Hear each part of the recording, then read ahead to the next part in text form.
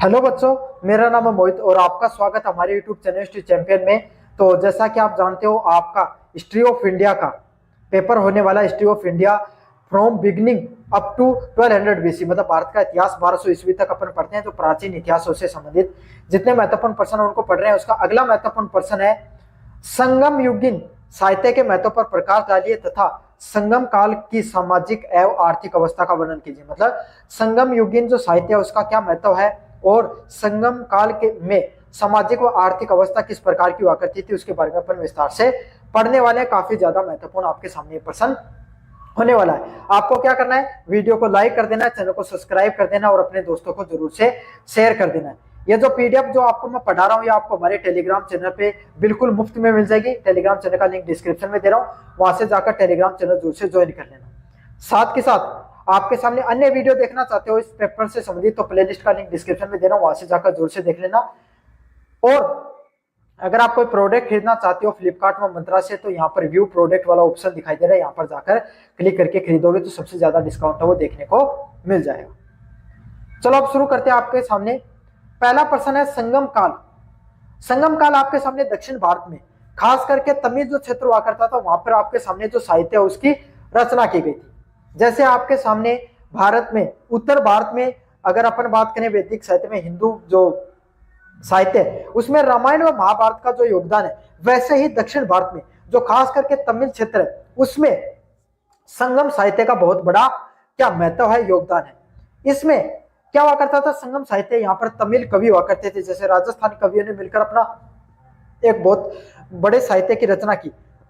इसी तरीके से जो तमिल साहित्य कवियों ने और विद्वानों ने क्या सभाओं में भाग लेकर क्या एक प्रकार के उनके उस समय समाज कैसे हुआ करता था, रीति रिवाज कैसे हुआ करते थे, लोगों का जीवन कैसे हुआ करता था, आर्थिक धार्मिक और सामाजिक जीवन किस प्रकार हुआ करता था, हर पहलू को समझने के लिए हर पहलू पर उन्होंने अपने साहित्य की रचना की।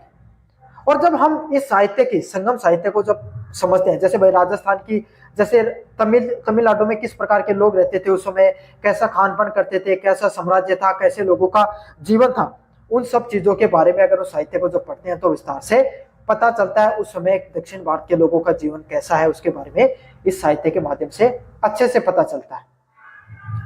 पहला पॉइंट आपके सामने संगम साहित्य का महत्व। संगम साहित्य जिसमें आपके सामने तोलकायुक्तम एट्टू तोके 8 संलग्न देखने को मिलते हैं, जिनके और पट्टू पका टट्टू आपके सामने कुल 10 गीत वो देखने को मिलते हैं। तो संगम साहित्य में आपको एट्टू टोके और पट्टू पटाकू पट्टू सॉरी उसके 10 गीत आपके सामने मुख्यतः देखने को मिलते हैं। साथ के साथ कुरु तोके आपके सामने जैसे कुछ प्रमुख दक्षिण ग्रंथ हैं। नाम मुश्किल है, याद करना मुश्किल है, लेकिन आप एक दो बार लिखकर इनको याद कर लेना, अच्छे से याद कर लेना। और इन्होंने इन ग्रंथों ने भारतीय जो दक्षिण भारत का जो साहित्य है इतिहास है उसके पुनर्निर्माण करने में इन्होंने बहुत बड़ा योगदान दिया है। पहला पॉइंट है ऐतिहासिक जानकारी। यह साहित्य चोर चेर व पांड्या जो राजाओं की वंशावली और उनके युद्ध और विजय की जो शासन प्रणाली हुआ करती थी उसके बारे में जानकारी दिया करते थे। मतलब ये जो साहित्य देखने को मिलता है आपके सामने जिसमें चोल साम्राज्य, चेर व पांड्या जो वहां के जो राजा हुआ करते थे, जैसे आपके सामने भारत में उत्तर भारत में जैसे जो जनपद हुआ करते थे उसमें आपके सामने मगध साम्राज्य हुआ करता था, जिसमें मौर्य साम्राज्य आपके असंक आए, कुषाण आए, अपने यहाँ पर गुर्जर प्रतिहार आए। इसी प्रकार से दक्षिण भारत में चोल चेर व पांड्या 3 प्रकार के आपके सामने प्रमुख जो राजवंश है वो क्या करते थे, राज किया करते थे। उनके द्वारा जो अलग अलग प्रकार के विजय अभियानों का, युद्धों का और जो उनके समय किस प्रकार की शासन प्रणाली देखने को मिलती थी उसके बारे में विस्तार से चर्चा देखने को मिलती है। अगले वाला पॉइंट है सामाजिक दशा का दर्पण। यह समाज के विभिन्न वर्गों, रीति रिवाजों, विवाह, शिक्षा व स्त्रियों की स्थिति और जाति व्यवस्था पर स्वरूप को दिखाते हैं। मतलब इसमें क्या पता चलता है आपके सामने समाज में जो अलग अलग प्रकार के वर्ग हैं, जिसमें आपके सामने जो समाज के अलग अलग प्रकार के रीति रिवाज हुआ करते हैं, जो विवाह होते हैं आपके सामने, स्त्री पुरुषों के विवाह हो गए, और उस समय जाति की व्यवस्था वो किस प्रकार से हुआ करती थी उसके बारे में विस्तार से पता चलता है। क्यों? क्योंकि साहित्य में आपका साहित्य क्या करता है, अपने समाज का दर्पण, जैसा समाज होगा उसी प्रकार का साहित्य है वो लिखा जाता है। आपके सामने कोई राजाओं के बारे में वर्णन किया जा रहा है तो प्रजा के बारे में भी बताया जाता है, लोग किस प्रकार से रहते हैं भी पता चलता है, कितनी शिक्षा थी, स्त्रियों की शिक्षा किस प्रकार से मिलती थी, सभी चीजों के बारे में विस्तार से पता चल जाता है। अगला पॉइंट है आर्थिक जीवन के स्रोत। दक्षिण भारत में आपके सामने कृषि के क्या प्रमुख स्रोत हुआ करते थे, व्यापार किस प्रकार से होता था, बंदरगाह, कर प्रणाली और वस्तुओं का जो आदान प्रदान है उसके बारे में विस्तारित रूप से जानकारी देखने को मिलती है। मतलब उस समय लोगों के जीवन किस प्रकार से हुआ करते थे, लोग पैसे कैसे कमाते दक्षिण भारत में, उसके बारे में विस्तार से पता चलता है।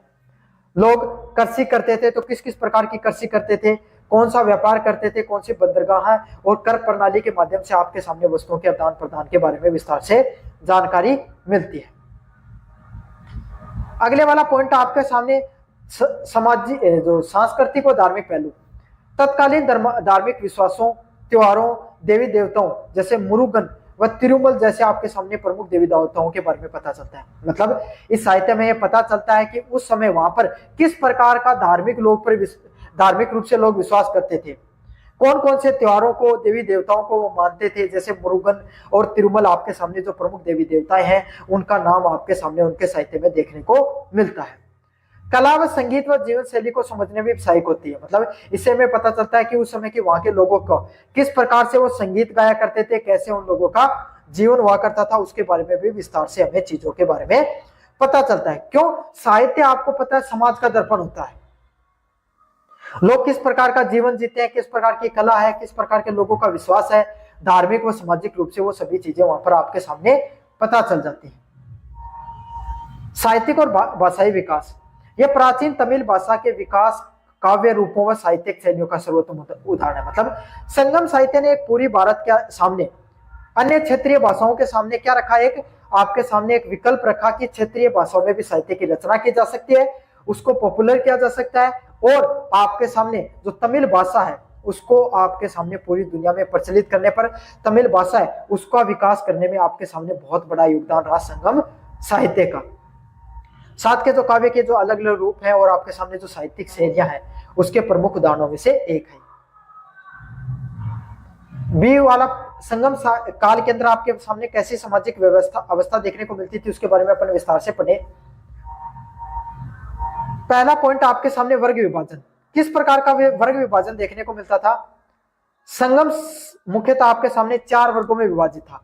संगम जो समाज है आपके सामने किस प्रकार से विभाजित था? प्रमुख 4 वर्गों में।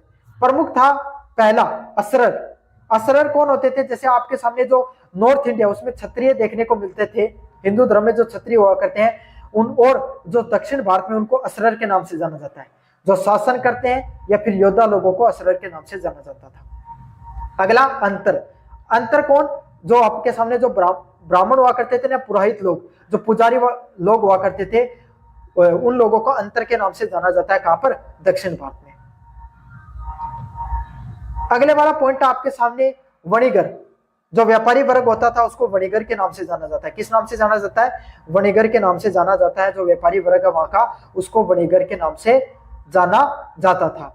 अगला है वेलार। बहुत बड़े बड़े भू जो जगह हुआ करती थी उसके भूस्वामी और कृषि है उसको समाज पे प्रभावशाली, मतलब जो वेलार कौन हुआ करते थे? जो जमींदार होते हैं आपके सामने नॉर्थ इंडिया में, जिनके पास बहुत बड़ी जमीन हुआ करती थी और उस जमीन पे वो राज करते हैं, उनको वो नियंत्रित करने का कार्य करते हैं, उसको उन्हीं सभी लोगों को दक्षिण भारत में वेलार के नाम से जाना जाता है।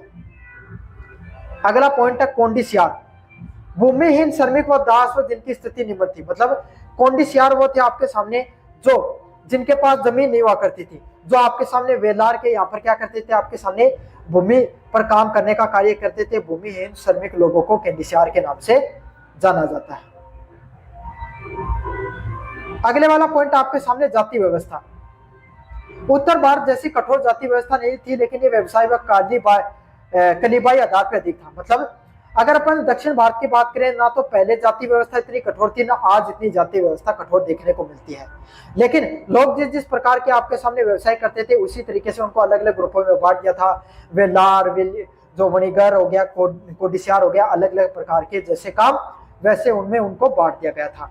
साथ के साथ जैसे कबीलों में लोग रहा करते थे उसी आधार पर उनको बांटने का कार्य किया गया है।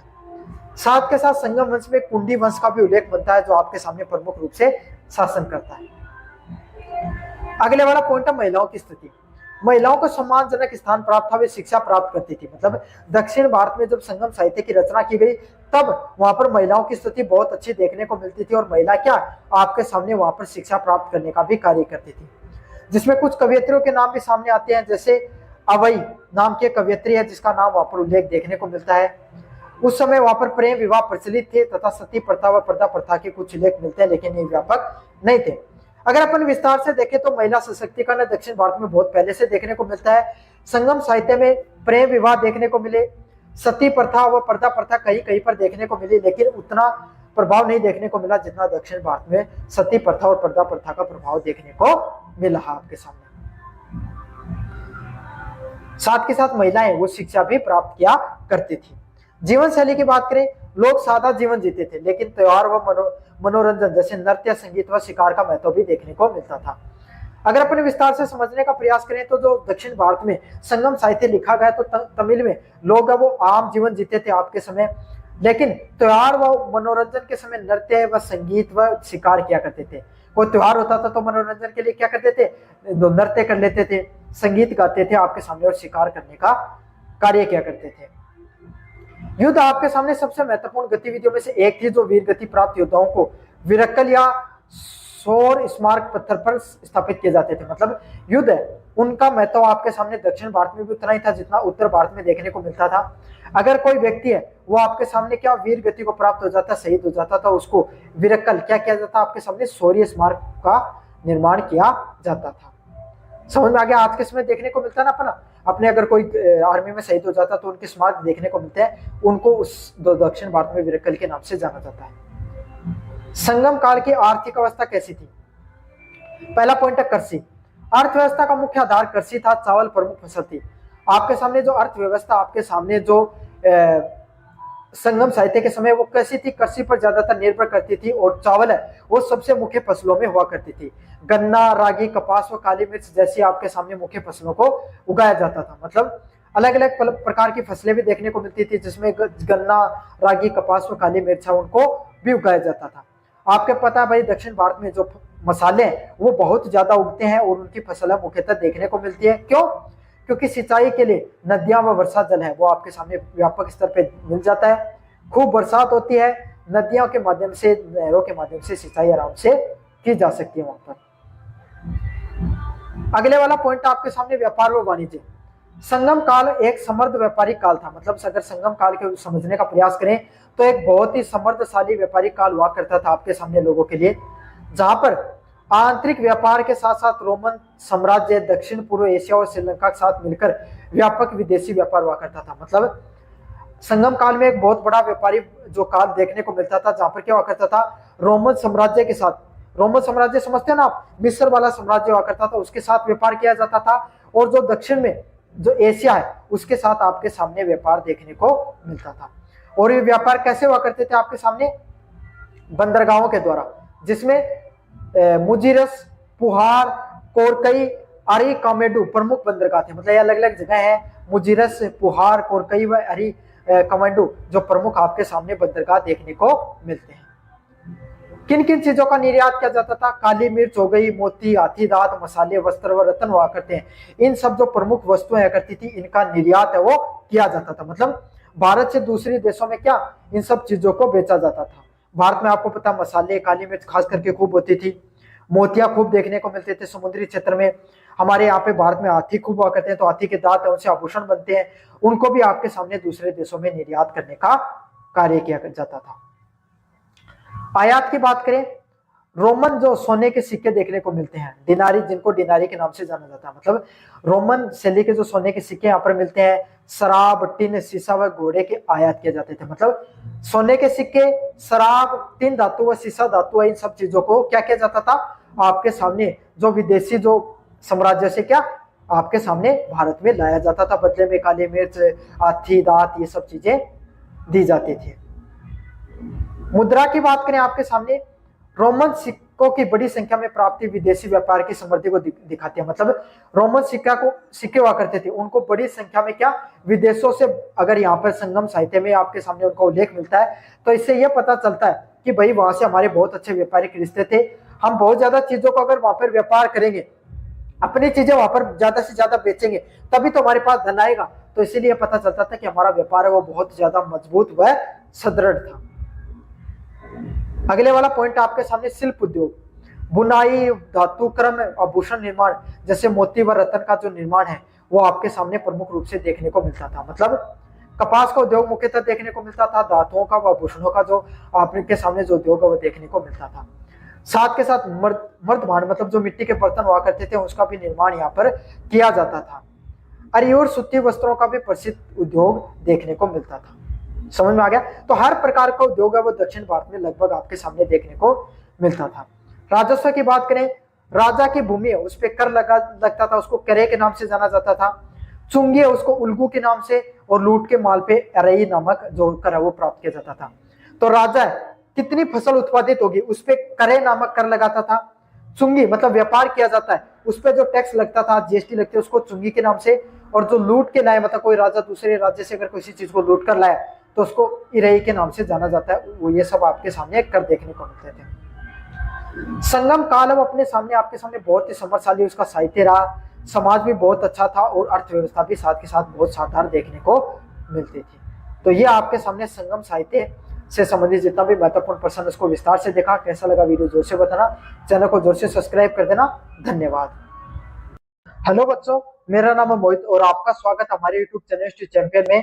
तो जैसा कि आप जानते हो आपका हिस्ट्री ऑफ इंडिया का पेपर होने वाला, history of India from beginning up to 1200 BC, मतलब भारत का इतिहास 1200 ईस्वी तक अपन पढ़ते हैं। तो प्राचीन इतिहासों से संबंधित जितने महत्वपूर्ण प्रश्न उनको पढ़ रहे हैं। उसका अगला महत्वपूर्ण प्रश्न है संगम युगीन साहित्य के महत्व पर प्रकाश डालिए तथा संगम काल की सामाजिक एवं आर्थिक अवस्था का वर्णन कीजिए। मतलब संगम युगीन जो साहित्य है उसका क्या महत्व है और संगम काल के में सामाजिक व आर्थिक अवस्था किस प्रकार की हुआ करती थी उसके बारे में अपन विस्तार से पढ़ने वाले हैं। काफी ज्यादा महत्वपूर्ण आपके सामने प्रश्न होने वाला है। आपको क्या करना है, वीडियो को लाइक कर देना है, चैनल को सब्सक्राइब कर देना और अपने दोस्तों को जरूर से शेयर कर देना है। ये जो पीडीएफ जो आपको मैं पढ़ा रहा हूँ ये आपको हमारे टेलीग्राम चैनल पे बिल्कुल मुफ्त में मिल जाएगी। टेलीग्राम चैनल का लिंक डिस्क्रिप्शन में दे रहा हूँ, वहां से जाकर टेलीग्राम चैनल जरूर से ज्वाइन कर लेना। साथ के साथ आपके सामने अन्य वीडियो देखना चाहते हो इस पेपर से संबंधित तो प्लेलिस्ट का लिंक डिस्क्रिप्शन में दे रहा हूँ, वहां से जाकर जरूर से देख लेना। और अगर आप कोई प्रोडक्ट खरीदना चाहते हो फ्लिपकार्ट में मंत्रा से तो यहाँ पर व्यू प्रोडक्ट वाला ऑप्शन दिखाई दे रहा है, यहाँ पर जाकर क्लिक करके खरीदोगे तो सबसे ज्यादा डिस्काउंट है वो देखने को मिल जाएगा। चलो अब शुरू करते हैं। आपके सामने पहला प्रश्न है संगम काल। संगम काल आपके सामने दक्षिण भारत में खास करके तमिल जो क्षेत्र हुआ करता था वहां पर आपके सामने जो साहित्य है उसकी रचना की गई थी। जैसे आपके सामने भारत में उत्तर भारत में अगर अपन बात करें वैदिक साहित्य में हिंदू जो साहित्य है उसमें रामायण और महाभारत का जो योगदान है, वैसे ही दक्षिण भारत में जो खास करके तमिल क्षेत्र है उसमें संगम साहित्य का बहुत बड़ा क्या महत्व है, योगदान है। इसमें क्या हुआ करता था, संगम साहित्य यहाँ पर तमिल कवि हुआ करते थे, जैसे राजस्थानी कवियों ने मिलकर अपना एक बहुत बड़े साहित्य की रचना की। इसी तरीके से जो तमिल साहित्य कवियों ने और विद्वानों ने क्या सभाओं में भाग लेकर क्या एक प्रकार के उनके उस समय समाज कैसे हुआ करता था, रीति रिवाज कैसे हुआ करते थे, लोगों का जीवन कैसे हुआ करता था, आर्थिक धार्मिक और सामाजिक जीवन किस प्रकार हुआ करता था, हर पहलू को समझने के लिए हर पहलू पर उन्होंने अपने साहित्य की रचना की। और जब हम इस साहित्य की संगम साहित्य को जब समझते हैं, जैसे भाई राजस्थान की जैसे तमिलनाडु में किस प्रकार के लोग रहते थे उस समय, कैसा खान पान करते थे, कैसा साम्राज्य था, कैसे लोगों का जीवन था, उन सब चीजों के बारे में अगर उस साहित्य को जब पढ़ते हैं तो विस्तार से पता चलता है उस समय दक्षिण भारत के लोगों का जीवन कैसा है उसके बारे में इस साहित्य के माध्यम से अच्छे से पता चलता है। पहला पॉइंट आपके सामने संगम साहित्य का महत्व। संगम साहित्य जिसमें आपके सामने तोलका युक्तम एट्टू तोके 8 संलग्न देखने को मिलते हैं, जिनके और पट्टू पका टट्टू आपके सामने कुल 10 गीत वो देखने को मिलते हैं। तो संगम साहित्य में आपको एट्टू तोके और पट्टू पटाकू पट्टू सॉरी उसके 10 गीत आपके सामने मुख्यतः देखने को मिलते हैं। साथ के साथ कुरु तोके आपके सामने जैसे कुछ प्रमुख दक्षिण ग्रंथ हैं। नाम मुश्किल है, याद करना मुश्किल है, लेकिन आप एक दो बार लिखकर इनको याद कर लेना, अच्छे से याद कर लेना। और इन्होंने इन ग्रंथों ने भारतीय जो दक्षिण भारत का जो साहित्य है इतिहास है उसके पुनर्निर्माण करने में इन्होंने बहुत बड़ा योगदान दिया है। पहला पॉइंट है ऐतिहासिक जानकारी। यह साहित्य चोर चेर व पांड्या जो राजाओं की वंशावली और उनके युद्ध और विजय की जो शासन प्रणाली हुआ करती थी उसके बारे में जानकारी दिया करते थे। मतलब ये जो साहित्य देखने को मिलता है आपके सामने, जिसमें चोल साम्राज्य, चेर व पांड्या जो वहां के जो राजा हुआ करते थे, जैसे आपके सामने भारत में, उत्तर भारत में जैसे जो जनपद हुआ करते थे उसमें आपके सामने मगध साम्राज्य हुआ करता था, जिसमें मौर्य साम्राज्य आपके असंक आए, कुषाण आए, अपने यहाँ पर गुर्जर प्रतिहार आए। इसी प्रकार से दक्षिण भारत में चोल, चेर व पांड्या तीन प्रकार के आपके सामने प्रमुख जो राजवंश है वो क्या करते थे, राज किया करते थे। उनके द्वारा जो अलग अलग प्रकार के विजय अभियानों का, युद्धों का, और जो उनके समय किस प्रकार की शासन प्रणाली देखने को मिलती थी उसके बारे में विस्तार से चर्चा देखने को मिलती है। अगले वाला पॉइंट है सामाजिक दशा का दर्पण। यह समाज के विभिन्न वर्गों, रीति रिवाजों, विवाह, शिक्षा व स्त्रियों की स्थिति और जाति व्यवस्था पर स्वरूप को दिखाते हैं। मतलब इसमें क्या पता चलता है आपके सामने, समाज में जो अलग अलग प्रकार के वर्ग हैं, जिसमें आपके सामने जो समाज के अलग अलग प्रकार के रीति रिवाज हुआ करते हैं, जो विवाह होते हैं आपके सामने, स्त्री पुरुषों के विवाह हो गए, और उस समय जाति की व्यवस्था वो किस प्रकार से हुआ करती थी उसके बारे में विस्तार से पता चलता है। क्यों? क्योंकि साहित्य में आपका साहित्य क्या करता है, अपने समाज का दर्पण, जैसा समाज होगा उसी प्रकार का साहित्य है वो लिखा जाता है। आपके सामने कोई राजाओं के बारे में वर्णन किया जा रहा है तो प्रजा के बारे में भी बताया जाता है, लोग किस प्रकार से रहते हैं भी पता चलता है, कितनी शिक्षा थी, स्त्रियों की शिक्षा किस प्रकार से मिलती थी, सभी चीजों के बारे में विस्तार से पता चल जाता है। अगला पॉइंट है आर्थिक जीवन के स्रोत। दक्षिण भारत में आपके सामने कृषि के क्या प्रमुख स्रोत हुआ करते थे, व्यापार किस प्रकार से होता था, बंदरगाह, कर प्रणाली और वस्तुओं का जो आदान प्रदान है उसके बारे में विस्तारित रूप से जानकारी देखने को मिलती है। मतलब उस समय लोगों के जीवन किस प्रकार से हुआ करते थे, लोग पैसे कैसे कमाते दक्षिण भारत में, उसके बारे में विस्तार से पता चलता है। लोग कृषि करते थे तो किस किस प्रकार की कृषि करते थे, कौन सा व्यापार करते थे, कौन सी बंदरगाह है, और कर प्रणाली के माध्यम से आपके सामने वस्तुओं के आदान प्रदान के बारे में विस्तार से जानकारी मिलती है। अगले वाला पॉइंट आपके सामने सामाजिक जो सांस्कृतिक और धार्मिक पहलू। तत्कालीन धार्मिक विश्वासों, त्योहारों, देवी देवताओं जैसे मुरुगन व तिरुमल जैसे आपके सामने प्रमुख देवी देवताओं के बारे में पता चलता है। मतलब इस साहित्य में यह पता चलता है कि उस समय वहां पर किस प्रकार का धार्मिक रूप से लोग विश्वास करते थे, कौन कौन से त्योहारों को, देवी देवताओं को वो मानते थे। जैसे मुरुगन और तिरुमल आपके सामने जो प्रमुख देवी देवताएं हैं उनका नाम आपके सामने उनके साहित्य में देखने को मिलता है। कला व संगीत व जीवन शैली को समझने में सहायक होती है। मतलब इसे में पता चलता है कि उस समय के वहां के लोगों को किस प्रकार से वो संगीत गाया करते थे, कैसे उन लोगों का जीवन हुआ करता था, उसके बारे में भी विस्तार से हमें चीजों के बारे में पता चलता है। क्यों? साहित्य आपको पता है समाज का दर्पण होता है, लोग किस प्रकार का जीवन जीते हैं, किस प्रकार की कला है, किस प्रकार के लोगों का विश्वास है, धार्मिक व सामाजिक रूप से वो सभी चीजें वहां पर आपके सामने पता चल जाती है। साहित्यिक और भाषाई विकास। यह प्राचीन तमिल भाषा के विकास, काव्य रूपों व साहित्यिक शैलियों का सर्वोत्तम उदाहरण है। मतलब संगम साहित्य ने एक पूरी भारत के सामने अन्य क्षेत्रीय भाषाओं के सामने क्या रखा, एक आपके सामने एक विकल्प रखा कि क्षेत्रीय भाषाओं में भी साहित्य की रचना की जा सकती है, उसको पॉपुलर किया जा सकता है, और आपके सामने जो तमिल भाषा है उसको आपके सामने पूरी दुनिया में प्रचलित करने पर, तमिल भाषा है उसका विकास करने में आपके सामने बहुत बड़ा योगदान रहा संगम साहित्य का। साथ के जो काव्य के जो अलग अलग रूप हैं और आपके सामने जो साहित्यिक शैलियां हैं उसके प्रमुख उदाहरणों में से एक है। बी वाला संगम काल के अंदर आपके सामने कैसी सामाजिक अवस्था देखने को मिलती थी उसके बारे में अपन विस्तार से पढ़े। पहला पॉइंट आपके सामने वर्ग विभाजन। किस प्रकार का वर्ग विभाजन देखने को मिलता था? संगम मुख्यतः आपके सामने 4 वर्गों में विभाजित था। संगम जो समाज है आपके सामने किस प्रकार से विभाजित था? प्रमुख 4 वर्गों। प्रमुख था पहला असरर। असरर कौन होते थे? जैसे आपके सामने जो नॉर्थ इंडिया उसमें क्षत्रिय देखने को मिलते थे, हिंदू धर्म में जो क्षत्रिय हुआ करते हैं उन, और जो दक्षिण भारत में उनको असरर के नाम से जाना जाता है, जो शासन करते हैं या फिर योद्धा लोगों को असरर के नाम से जाना जाता था। अगला अंतर। अंतर कौन? जो आपके सामने जो ब्राह्मण हुआ करते थे ना, पुरोहित लोग, जो पुजारी लोग हुआ करते थे, उन लोगों को अंतर के नाम से जाना जाता है। कहां पर? दक्षिण भारत में। अगले वाला पॉइंट आपके सामने वणिगर। जो व्यापारी वर्ग होता था उसको वणिगर के नाम से जाना जाता है। किस नाम से जाना जाता है? वणिगर के नाम से जाना जाता है। जो व्यापारी वर्ग है वहां का उसको वणिगर के नाम से जाना जाता था। अगला है वेलार। बहुत बड़े बड़े भूत जो जगह हुआ करती थी उसके भूस्वामी और कृषि है उसको समाज पे प्रभावशाली, मतलब जो वेलार कौन हुआ करते थे, जो जमींदार होते हैं आपके सामने नॉर्थ इंडिया में, जिनके पास बहुत बड़ी जमीन हुआ करती थी और उस जमीन पे वो राज करते हैं, उनको वो नियंत्रित करने का कार्य करते हैं, उसको उन्हीं सभी लोगों को दक्षिण भारत में वेलार के नाम से जाना जाता है। अगला पॉइंट है कोंडिसियार। भूमिहीन, श्रमिक व दास व जिनकी स्थिति निम्न थी, मतलब कोंडिसियार वो थे आपके सामने जो जिनके पास जमीन नहीं हुआ करती थी, जो आपके सामने वेलार के यहाँ पर क्या करते थे, आपके सामने भूमि पर काम करने का कार्य करते थे। भूमिहीन श्रमिक लोगों को केंडिसियार के नाम से जाना जाता है। अगले वाला पॉइंट आपके सामने जाति व्यवस्था। उत्तर भारत जैसी कठोर जाति व्यवस्था नहीं थी, लेकिन ये व्यवसाय व कलीबाई आधार पर अधिक था। मतलब अगर अपन दक्षिण भारत की बात करें ना, तो पहले जाति व्यवस्था इतनी कठोर थी ना आज इतनी जाति व्यवस्था कठोर देखने को मिलती है। लेकिन लोग जिस जिस प्रकार के आपके सामने व्यवसाय करते थे उसी तरीके से उनको अलग अलग ग्रुपों में बांट दिया था।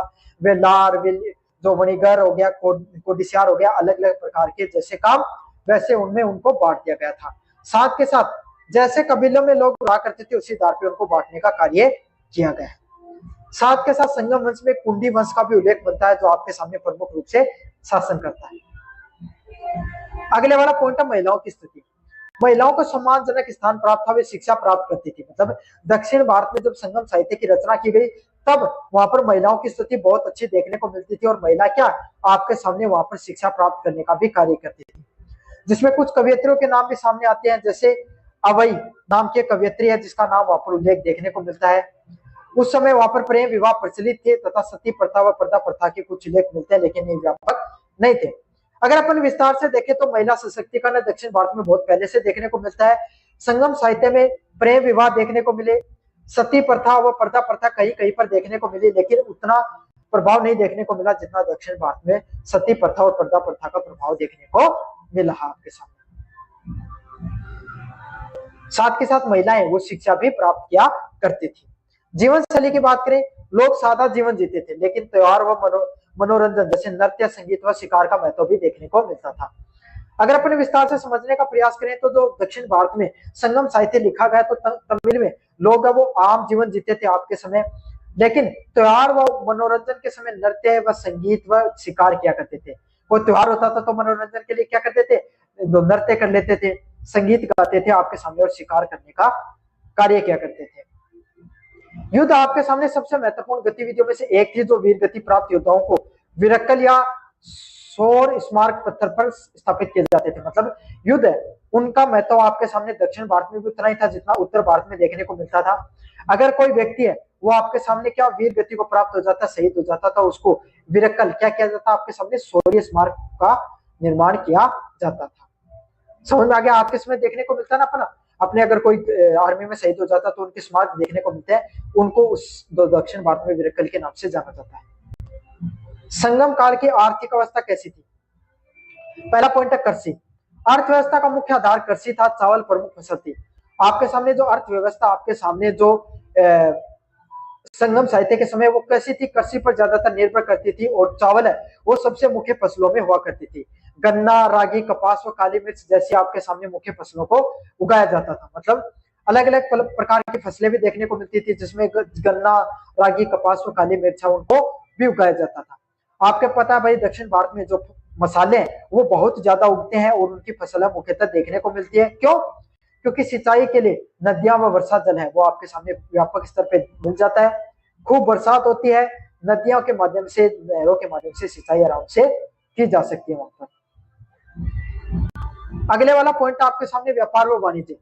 संगम काल एक समृद्ध व्यापारिक काल था। मतलब अगर संगम काल के समझने का प्रयास करें तो एक बहुत ही समृद्धशाली व्यापारिक काल हुआ करता था आपके सामने लोगों के लिए, जहां पर आंतरिक व्यापार के साथ साथ रोमन साम्राज्य, दक्षिण पूर्व एशिया और श्रीलंका के साथ मिलकर व्यापक विदेशी व्यापार हुआ करता था। मतलब संगम काल में एक बहुत बड़ा व्यापारी जो काल देखने को मिलता था, जहां पर क्या हुआ करता था, रोमन साम्राज्य के साथ, रोमन साम्राज्य समझते हैं ना आप, मिस्र वाला साम्राज्य हुआ करता था, उसके साथ व्यापार किया जाता था।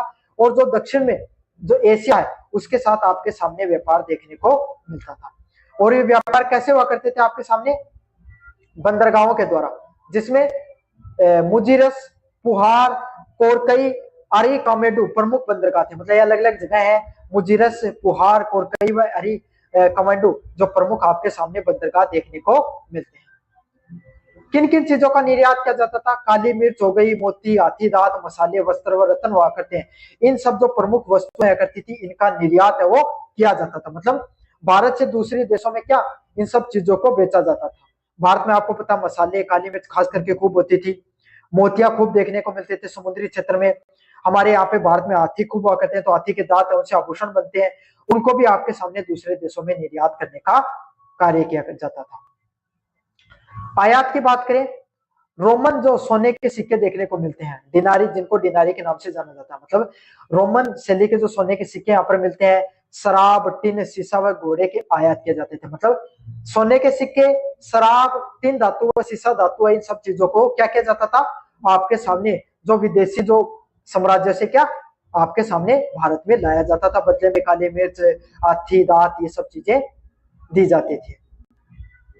मुद्रा की बात करें आपके सामने, रोमन सिक्कों की बड़ी संख्या में प्राप्ति विदेशी व्यापार की समृद्धि को दिखाती है। मतलब रोमन सिक्के हुआ करते थे, उनको बड़ी संख्या में क्या विदेशों से, अगर यहाँ पर संगम साहित्य में आपके सामने उनका उल्लेख मिलता है, तो इससे यह पता चलता है कि भाई वहां से हमारे बहुत अच्छे व्यापारिक रिश्ते थे। हम बहुत ज्यादा चीजों को अगर वहां पर व्यापार करेंगे, अपनी चीजें वहां पर ज्यादा से ज्यादा बेचेंगे, तभी तो हमारे पास धन आएगा। तो इसीलिए पता चलता था कि हमारा व्यापार है वो बहुत ज्यादा मजबूत व सुदृढ़ था। अगले वाला पॉइंट आपके सामने शिल्प उद्योग, बुनाई, धातु क्रम, आभूषण निर्माण, जैसे मोती व रत्न का जो निर्माण है वो आपके सामने प्रमुख रूप से देखने को मिलता था। मतलब कपास का उद्योग मुख्यतः देखने को मिलता था, धातुओं का व आभूषणों का जो आपके सामने जो उद्योग है वो देखने को मिलता था। साथ के साथ मर्दमान, मतलब जो मिट्टी के बर्तन हुआ करते थे, उसका भी निर्माण यहाँ पर किया जाता था। अरी और सूती वस्त्रों का भी प्रसिद्ध उद्योग देखने को मिलता था। समझ में आ गया? तो हर प्रकार का उद्योग है वो दक्षिण भारत में लगभग आपके सामने देखने को मिलता था। राजस्व की बात करें, राजा की भूमि है उस पर कर लगता था, उसको करे के नाम से जाना जाता था। चुंगी है उसको उल्गू के नाम से, और लूट के माल पे अरई नामक जो कर है वो प्राप्त किया जाता था। तो राजा कितनी फसल उत्पादित होगी उस पर करे नामक कर लगाता था। चुंगी मतलब व्यापार किया जाता है, उस पर जो टैक्स लगता था, जीएसटी लगती है, उसको चुंगी के नाम से। और जो लूट के लाए, मतलब कोई राजा दूसरे राज्य से अगर किसी चीज को लूट कर लाया, तो उसको इरई के नाम से जाना जाता है। वो ये सब आपके सामने कर देखने को मिलते थे। संगम काल अब अपने सामने आपके सामने बहुत ही समृद्धशाली उसका साहित्य रहा, समाज भी बहुत अच्छा था, और अर्थव्यवस्था भी साथ के साथ बहुत शानदार देखने को मिलती थी। तो ये आपके सामने संगम साहित्य से संबंधित जितना भी महत्वपूर्ण प्रश्न उसको विस्तार से देखा। कैसा लगा वीडियो जोर से बताना, चैनल को जोर से सब्सक्राइब कर देना। धन्यवाद। हेलो बच्चों, मेरा नाम है मोहित और आपका स्वागत है हमारे यूट्यूब चैनल हिस्ट्री चैंपियन में। तो जैसा कि आप जानते हो, आपका जो पेपर होने वाला है history of India from beginning up to 1200 BC, मतलब भारत का इतिहास 1200 शताब्दी तक, ईसा पूर्व तक। तो इससे पहले आपके सामने जितने भी महत्वपूर्ण प्रश्न हैं उसके बारे में आपके सामने अपन पढ़ने वाले हैं। तो आपको क्या करना है, चैनल को सब्सक्राइब कर देना है, वीडियो को लाइक करना और अपने दोस्तों को जरूर से शेयर कर देना। जो ये पीडीएफ पढ़ा रहा हूँ ये आपको हमारे जो टेलीग्राम चैनल है, जो आपको टेलीग्राम चैनल है उसका लिंक डिस्क्रिप्शन में मिल जाएगा, आपको वहां पर देखने को मिल जाएगी। और अन्य वीडियो है उसका लिंक डिस्क्रिप्शन में, प्ले लिस्ट का लिंक दे रहा हूँ आपके सामने नीचे की तरफ, वहां पे आपके सामने प्ले लिस्ट और टेलीग्राम दोनों का लिंक मिल जाएगा, वहां से जाकर अन्य वीडियो देख सकते हो प्ले लिस्ट के लिंक पे क्लिक करके।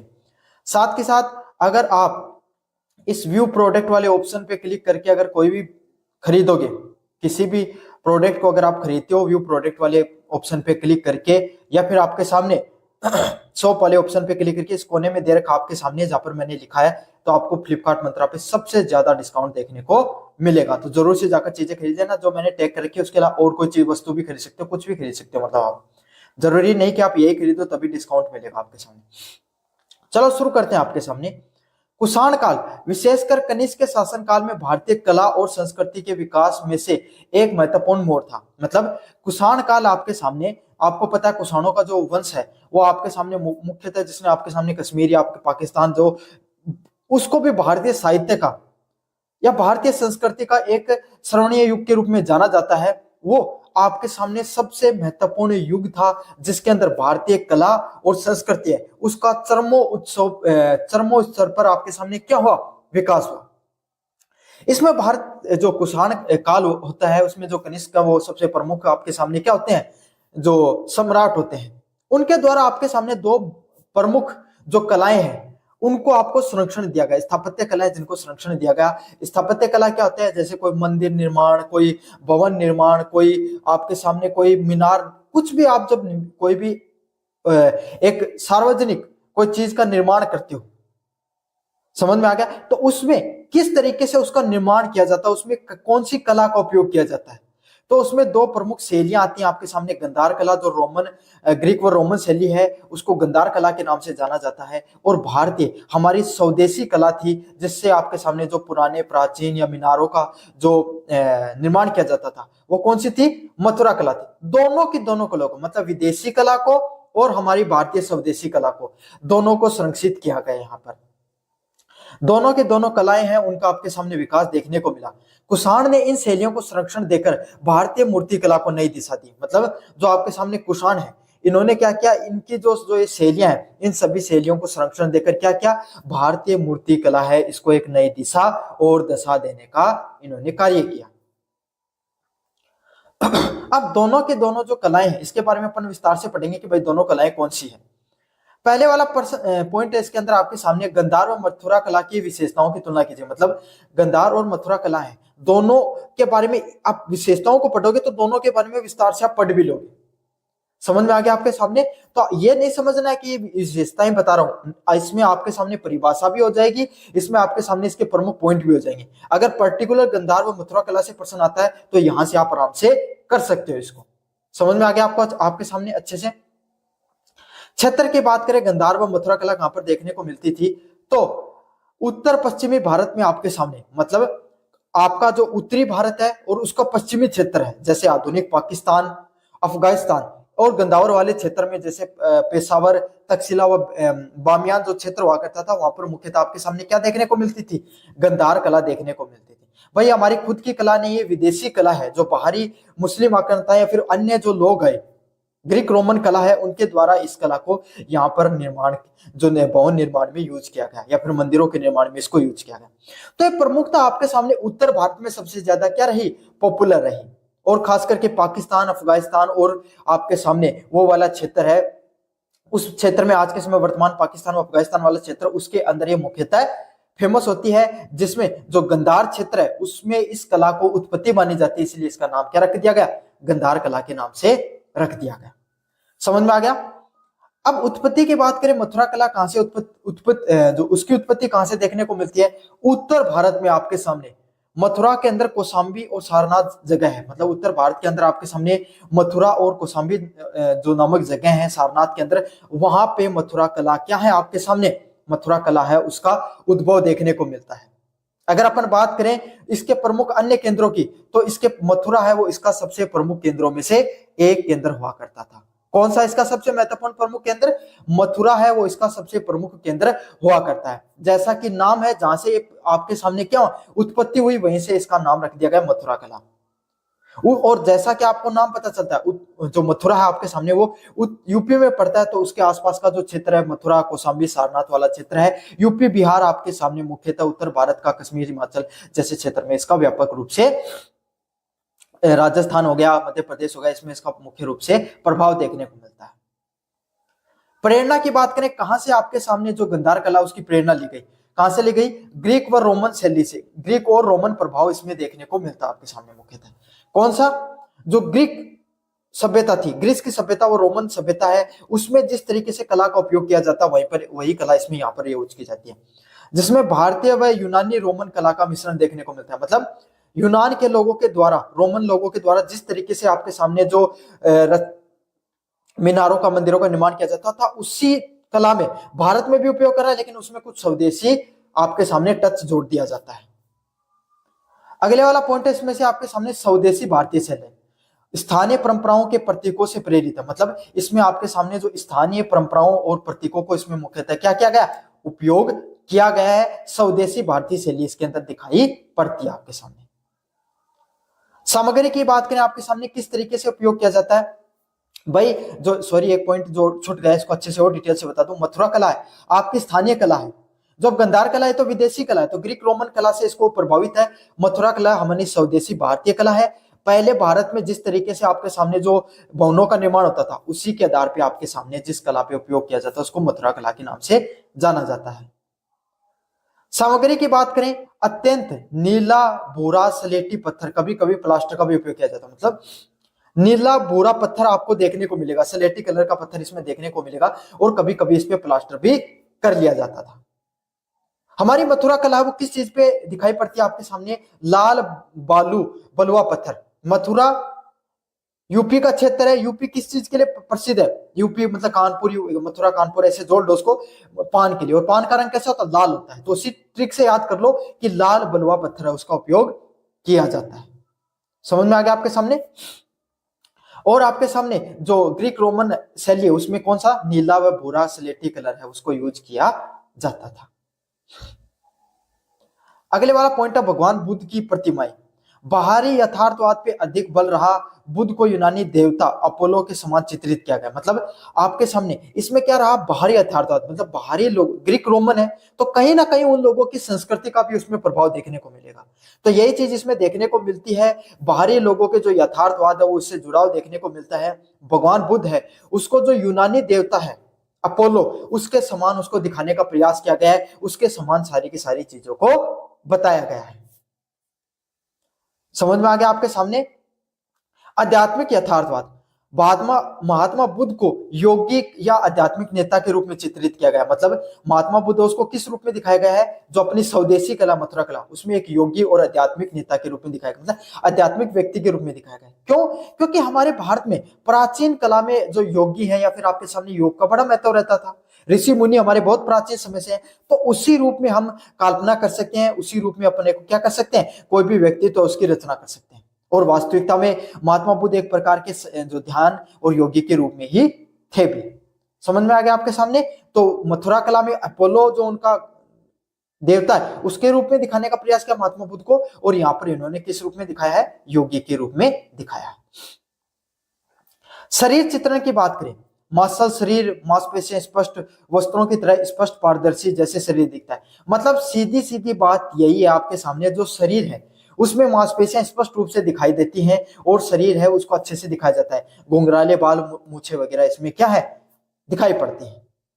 जबकि अगर अपन स्वदेशी कला की बात करें, इसमें आपके सामने महात्मा बुद्ध है उसका शरीर गठिला ऊर्जावान के रूप में दिखाई। मतलब जैसे एक योगी होता है, एक ऋषि मुनि होता है, उसके शरीर की ऊर्जा आपके सामने करीब जाते महसूस होती है। तो उसी तरीके से आपके सामने जो महात्मा बुद्ध है उसको दर्शाया गया है। उनके वस्त्र उनके चिपके हुए हैं, बाएं कंधे पर सिर थोड़ा मुड़ा हुआ रहता है और बाल, छोटे बाल व मूछें नहीं दिखाई पड़ती है। मतलब शेविंग की हुई है मथुरा कला के अंदर। भाव अभिव्यक्ति की बात करें, मानवीय भाव, शारीरिक सौंदर्य व इंद्रियों पर केंद्रित है। मतलब ज्यादातर चीजें देखें तो जो अपनी जो ग्रीक रोमन शैली है, समझ में आ गया आपके सामने? जो ये गंधार कला है ये किस चीज पे फोकस करती है? कोई भी इंसान उसको कितना आकर्षक दिखाया जा सकता है, कितना बेहतर दिखाया जा सकता है। तो यही चीज उन्होंने महात्मा बुद्ध को दिखाने में भी की है। उनकी मानवीय भाव, उनके शरीर सौंदर्य और उनकी इंद्रियों पर मुख्यतः क्या किया गया? फोकस किया गया। अगर वहीं पर आपके सामने मथुरा कला की बात करें, इसमें एक योगी के रूप में उनको दिखाने का प्रयास किया है। तो वहां पर क्या दिखाया गया? अध्यात्म की शक्ति को दिखाने का प्रयास किया है, उनको ऊर्जावान दिखाने का प्रयास किया है, उनकी आंतरिक आनंद और उनकी भारतीय जो सौंदर्य बोध है उसको दिखाने का इसमें प्रयास किया गया है। मतलब इंसान के अंदर की जो जितना जैसे इंसान ध्यान करता चला जाता है उसके अंदर की ऊर्जा बढ़ती चली जाती है। तो यही सब चीजें उसमें दिखाने का प्रयास किया गया है। साथ के साथ भारतीय जो सौंदर्य बोध है इसको दिखाने का प्रयास किया गया है इसमें। समझ में आ गया आपके सामने? तो अध्यात्म को मुख्यतः जो अपनी स्वदेशी है जो कला उसमें दिखाया गया है। प्रतीक की बात करें, बुद्ध को पहली बार मानव रूप में दर्शाया गया। मतलब महात्मा बुद्ध है ना, उसको पहली बार मानव के रूप में दिखाने का प्रयास किया है। किसमें? गंधार कला में। और आपके सामने अगर जो ये अगली कला है, कौन सी वाली? जो मथुरा कला है, इसमें महात्मा बुद्ध की प्रारंभिक मूर्तियों में यक्ष व यक्षिणी के समान विशालकाय, मतलब बहुत बड़ी बड़ी मूर्तियां हैं उसमें आपके सामने दिखाई पड़ते हैं। और इसमें क्या है? इसमें मानव रूप में दिखाया गया, यहाँ पे यक्ष व यक्षिणी के रूप में, मतलब सीधी सीधी बात है ऋषि मुनि के रूप में उनको दिखाया गया मथुरा कला में। और यहाँ पर मानव कला में, गंधार कला में ज्यादा फोकस किया गया है। अन्य की बात करें, देवताएं जैसी आकृति, सिर पर जुड़ा मतलब देवताओं जैसी आकृति दिखाई पड़ती है, सिर पे जुड़ा और उनके पीछे आपके सामने जो गोल चक्कर सा बना होता है ना, इस प्रकार की चीजें वो दिखाया गया है। सिर के पीछे विशाल आभा मंडल, सॉरी मतलब इसमें बता दिया मैंने, ग्रीक रोमन में बता दिया, जो पीछे आभा मंडल है वो नहीं होगा, इसमें सिर्फ जूड़ा बनाया गया है। महात्मा बुद्ध के सिर पे जूड़ा बनाया गया, मतलब बालों का गुच्छा दिखाया गया है। लेकिन जो सिर पे, जैसे आजकल अपन भगवान, अपने भगवान है ना हिंदू धर्म के, उनके पीछे आपने कुछ ऐसा सा आभा मंडल देखते होंगे आप, है ना, पीछे गोल चक्कर सा करके उसमें थोड़ा सा रोशनी दिखाने का प्रयास किया जाता है, उसको आभा मंडल के रूप में जाना जाता है। और जब ऐसी प्रकार की मूर्तियां आप देखते हो तो समझना वो मथुरा कला से बनी हुई मूर्तियां या चित्र हो सकते हैं। तो सिर के पीछे इसमें क्या दिखाई पड़ता है, आपके सामने आभा मंडल है वो दिखाई पड़ता है, किसमें, मथुरा। समझ में आ गया आपके सामने। अब कुषाणों का जो सांस्कृतिक योगदान क्या रहा उसके बारे में अपन विस्तार से पढ़ेंगे। कुषाणों का सांस्कृतिक योगदान मुख्य रूप से बौद्ध धर्म के विकास व कलात्मक शैलियों के संरक्षण के रूप में देखा जा सकता है। मतलब जो कुषाण है वंश हुआ, उसने क्या किया, आपको पता है भाई, कनिष्क उसमें प्रमुख आपके सामने सम्राट रहे, और उनके द्वारा चौथी बौद्ध संगति है उसका क्या क्या कराया गया था, आपके सामने आयोजन करवाया गया था। ना सिर्फ उन्होंने चौथी बौद्ध संगति जो उसका आयोजन करवाया, बल्कि आपके सामने जो सिल्क रूट है उस पर उनका नियंत्रण था। तो इसीलिए उससे इन्होंने मध्य एशिया व आपके सामने उत्तरी एशिया के अंदर आपके सामने क्या किया, उन्होंने जो बौद्ध धर्म है उसका प्रचार प्रसार करने का भी कार्य किया। क्या पॉइंट है बौद्ध धर्म के संरक्षण व प्रसार, महायान बौद्ध धर्म है उसके ये मुख्य संरक्षक माने जाते हैं। जैसे चौथी बौद्ध संगति होती है, इसके अंदर जो धर्म है बौद्ध धर्म वो दो भागों में बढ़ जाता है, महायान व हीनयान। हीनयान वो होता है जिसके अंदर महात्मा बुद्ध के बताए गए उपदेशों पे वो लोग चलते हैं, उनको ईश्वर के रूप में नहीं मानकर एक ऋषि मुनि के रूप में मानते हैं, और उनको देवता मानकर पूजा नहीं की जाती, उनकी मूर्ति पूजा नहीं की जाती, उनको देवता मानकर नहीं पूजा की जाती है, उनको हीनयान के रूप में जाना जाता है। फिर अगले वाले महायान, महायान वाले भगवान बुद्ध के उपदेशों को भी मानते हैं, उनको ईश्वर भी मानते हैं, और उनकी मूर्ति पूजा करने का भी कार्य करते हैं। समझ में आ गया आपके सामने। कनिष्क के संरक्षण में चौथी बौद्ध संगति हुई, जिसमें महायान बौद्ध धर्म की वैधता प्रदान हुई। जिसमें क्या हुई, महायान का जो बौद्ध धर्म है, मतलब जो बौद्ध धर्म उसको दो भागों में बांट दिया, उसमें महायान जो भगवान बुद्ध को आपके सामने किसके रूप में मानते थे, ईश्वर के रूप में मानते थे, उसकी वैधता प्राप्त होती है।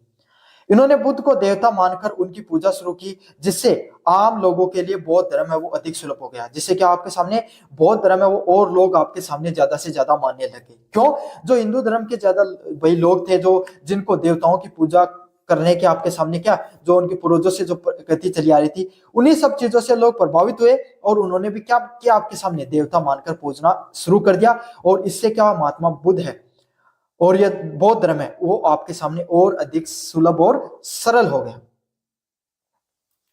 अंतरराष्ट्रीय प्रसार, कुषाणों ने रेशम मार्ग के माध्यम से बौद्ध धर्म के को मध्यम एशिया व चीन तक पहुंचाया, जिससे एक विश्व धर्म के रूप में बन गया। मतलब कुषाणों ने क्या किया, रेशम मार्ग जो सिल्क रूट पर इनका कंट्रोल हो गया, तो इसके माध्यम से इन्होंने क्या किया, बौद्ध जो धर्म है उसको एशिया में फैलाया, और जो मध्य एशिया में और चीन में फैलाने का कार्य किया। ईरान, इराक, इंडोनेशिया, आपके सामने थाईलैंड और आपके सामने चाइना जैसे देशों में आपके सामने बौद्ध धर्म आपके सामने जो मुख्यतः आज देखने को मिलता है, बौद्ध सबसे ज्यादा यहाँ पर देखने को मिलते हैं। वो कैसे देखने को मिलते हैं, क्यों देखने को मिलते हैं, क्योंकि वहां पर वो किनके द्वारा फैलाए गए हैं, कनिष्क का उसमें सबसे ज्यादा महत्वपूर्ण योगदान है। और आज के समय ये जो बौद्ध धर्म है वो सिर्फ कुछ लोगों तक नहीं सिमटा, बल्कि एक विश्व धर्म के रूप में प्रचार और प्रसारित होता चला गया।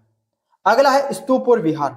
कनिष्क ने पुरुषपुर और विशाल स्तूप और विहार बनाए, जो बौद्ध धर्म और शिक्षा की आराधना केंद्र बने। बल्कि ना इन्होंने सिर्फ आपके सामने कनिष्क के द्वारा जो आपके सामने बौद्ध धर्म है उसको ना सिर्फ फैलाने का काम किया, बल्कि अलग अलग प्रकार के विशाल स्तूप व विहार बने, जिससे क्या बौद्ध धर्म है वो शिक्षा और आराधना के मुख्य केंद्रों के रूप में आज जाने लगे। समझ में आ गया आपको अच्छे से। अगले वाला पॉइंट है इसके अंदर, कला व संरक्षण। कुषाणों ने, जो कुषाण है उनके द्वारा आपके सामने गंधार व मथुरा कला जो शैलियां हैं उसका संरक्षण दिया गया। मतलब जो कुषाण है उनके द्वारा क्या किया, गंधार व मथुरा कला को भी इनके द्वारा संरक्षित किया गया था। कुषाणों के द्वारा गंधार व मथुरा कला दोनों की शैलियों को संरक्षित किया गया, जिसके परिणाम स्वरूप बौद्धिस्ट तो जैन तीर्थकारों की अनगिनत मूर्तियों का निर्माण हुआ। मतलब इन्होंने क्या किया, जो मूर्तिकार जो मूर्तियों का निर्माण करते थे उनको इन्होंने क्या किया, आपके सामने बढ़ावा देने का कार्य किया, उन लोगों को इन्होंने संरक्षण देने का कार्य किया, जिससे क्या हुआ, आपके सामने जो भगवान बुद्ध की मूर्तियां हैं जैन तीर्थकारों की मूर्तियां हैं उनकी बहुत ज्यादा प्रतिमाएं हैं या मूर्तियों का निर्माण होना शुरू हुआ। इन शैलियों में गंधर्व और मथुरा कला में भारतीय मूर्ति कला को निश्चित आकार देने पहचान दी। कला शैलियों के आधार बने बुद्ध को मानव रूप में मूर्तियां बनाने के लिए परंपरा कुषाण काल में शुरू। मतलब आज अगर वर्तमान समय में आप क्या देखते हो, भगवान बुद्ध की जो मूर्ति प्रतिमाएं देखते हो अलग अलग जगह पर, वो किसकी देन है? कुषाण वंश की देन है। कुषाण वंश ने ही सबसे पहले भगवान बुद्ध की जो मानव रूप में जो मूर्तियां हैं उसको बनाने की जो परंपरा उसको शुरू की थी। जिससे क्या आपके सामने जो बौद्ध धर्म है, बौद्ध धर्म का आम लोगों के लिए प्रसार आसान हो गया। जिससे क्या बौद्ध धर्म है वो आम लोगों के लिए बहुत ज्यादा ही प्रसारित हो गया। क्यों? जब लोग मूर्तियां देखते हैं तो इससे क्या बार बार लोगों के दिमाग में रिटेंशन रेट बढ़ता है। भाई कोई किसी चीज को बार बार देखते हो तो आपको क्या हो जाता है, उस चीज से धीरे धीरे आपका अट्रैक्शन होना शुरू हो जाता है। तो यही है, अब धीरे धीरे बौद्ध धर्म है उसको मूर्ति के रूप में आया, तो अधिक सरल हो गया और ज्यादा आपको क्या हो गया, आपके सामने सुलभ हो गया लोगों के लिए। अगले वाला पॉइंट आपके सामने साहित्य और विद्वानों का संरक्षण। अगले वाला पॉइंट है इसके अंदर आपके सामने जो साहित्य और विद्वानों का संरक्षण। तो कुषाण वंश है उसके द्वारा अलग अलग प्रकार के साहित्य और विद्वानों का संरक्षण दिया गया, जिसमें से कनिष्क है उसका नाम सबसे सर्वप्रथम आता है। क्यों? कनिष्क एक खुद आपके सामने स्वयं बहुत बड़ा विद्वान था, बहुत बड़ा साहित्यकारों का संरक्षक था। उसके दरबार में अश्वघोष, नागार्जुन और आपके सामने जैसे जो महान बौद्ध के दार्शनिक है, चरक संहिता के जो निर्माता आपके सामने चरक, उन जैसे जो आयुर्वेदाचार्य हो गए आपके सामने, नागार्जुन हो गए, अश्वघोष जैसे आपके सामने प्रमुख जो साहित्यकार रचनाकार हैं, उनको अपने इस जो दरबार में उन्होंने ना दरबार में हिस्सा रखा उनको, बल्कि उनको आगे बढ़ाने में भी मदद की। जिससे जो संस्कृत साहित्य है उसको भी आगे बढ़ने में क्या मिला, बहुत बड़ा योगदान रहा कुषाण वंश का। अगले वाला पॉइंट है नगरीय विकास और व्यापार। कुषाणों के शासनकाल में कई नगरों का विकास हुआ, जिसमें पुरुषपुर, मथुरा और रेशम मार्ग पर उनके नियंत्रण के कारण व्यापार और वाणिज्य में अभूतपूर्व वृद्धि हुई। मतलब कुषाण के शासनकाल, जो कुषाण वंश है उसके शासनकाल में अलग अलग प्रकार के कई नगर हैं उनका विकास हुआ, जिससे उनका जो रेशम मार्ग है, भाई अलग अलग प्रकार के नगर कौन से थे? पुरुषपुर जो पेशावर क्षेत्र है ना, वो उनकी राजधानी थी, पाकिस्तान वाला क्षेत्र। साथ के साथ मथुरा वाला क्षेत्र है वो उसको उन्होंने उप राजधानी बनाई। तो उस समय में ये दो क्षेत्र थे। मथुरा से इन्होंने गंगा वाला क्षेत्र या उत्तर भारत का क्षेत्र पे कंट्रोल किया, पुरुषपुर पेशावर वाले क्षेत्र से इन्होंने क्या सिल्क रूट पर और अफगानिस्तान जो आपके सामने पाकिस्तान वाला क्षेत्र, इस पे इन्होंने कंट्रोल करने का प्रयास किया। तो इन दोनों क्षेत्र या अलग अलग बड़े बड़े महानगरों का इन्होंने क्या क्या निर्माण किया। साथ के साथ इनका जो रेशम मार्ग है उस पर भी इनका नियंत्रण था। तो इससे क्या हुआ, आपके सामने जो व्यापार और वाणिज्य उसमें भी बहुत ज्यादा वृद्धि देखने को मिलती है, जिससे आपके सामने क्या होता है, कला व संस्कृति को बहुत बड़ा प्रोत्साहन मिलता है।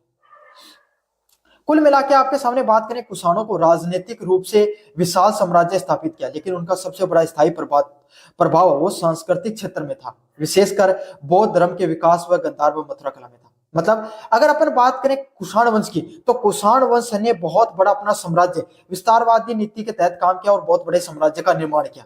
लेकिन उनका प्रभाव सिर्फ एक बड़े राज्य के निर्माण में नहीं देखने को मिलता है, बल्कि इन्होंने अलग अलग प्रकार की जो गंधार और मथुरा कला जैसी कला है उसको भी इन्होंने संरक्षित करने का कार्य किया। जिससे क्या आपके सामने एक नई जो भारतीय संस्कृति है उसको एक नई रूपरेखा मिली, एक नई दिशा व दशा मिलती है। तो यह है आपके सामने, इसमें मैंने आपके सामने जो गंधार व मथुरा कला के बारे में विस्तार से बता दिया आपको, और कुषाणों का जो सांस्कृतिक योगदान है उसके बारे में भी विस्तार से बता दिया। कैसा लगा वीडियो जरूर से बताना, चैनल को जरूर से सब्सक्राइब कर देना। धन्यवाद। मेरा नाम है मोहित और आपका स्वागत हमारे यूट्यूब चैनल हिस्ट्री चैंपियन में। तो जैसा कि आप जानते हो, आपका जो पेपर होने वाला है बीए जो का history of India from beginning to up to 1200 BC का, तो उसमें अपन पढ़ने वाले हैं आपका जो अगला महत्वपूर्ण प्रश्न है, गुप्त काल में कला, साहित्य, विज्ञान की प्रगति का वर्णन कीजिए तथा गुप्त युग को आपके सामने भारत का स्वर्णिम युग क्यों कहा जाता है, किस प्रकार कहा जाता है, इसके बारे में अपन विस्तार से चर्चा करने वाले हैं। काफी ज्यादा महत्वपूर्ण आपके सामने वाला प्रश्न होने वाला है।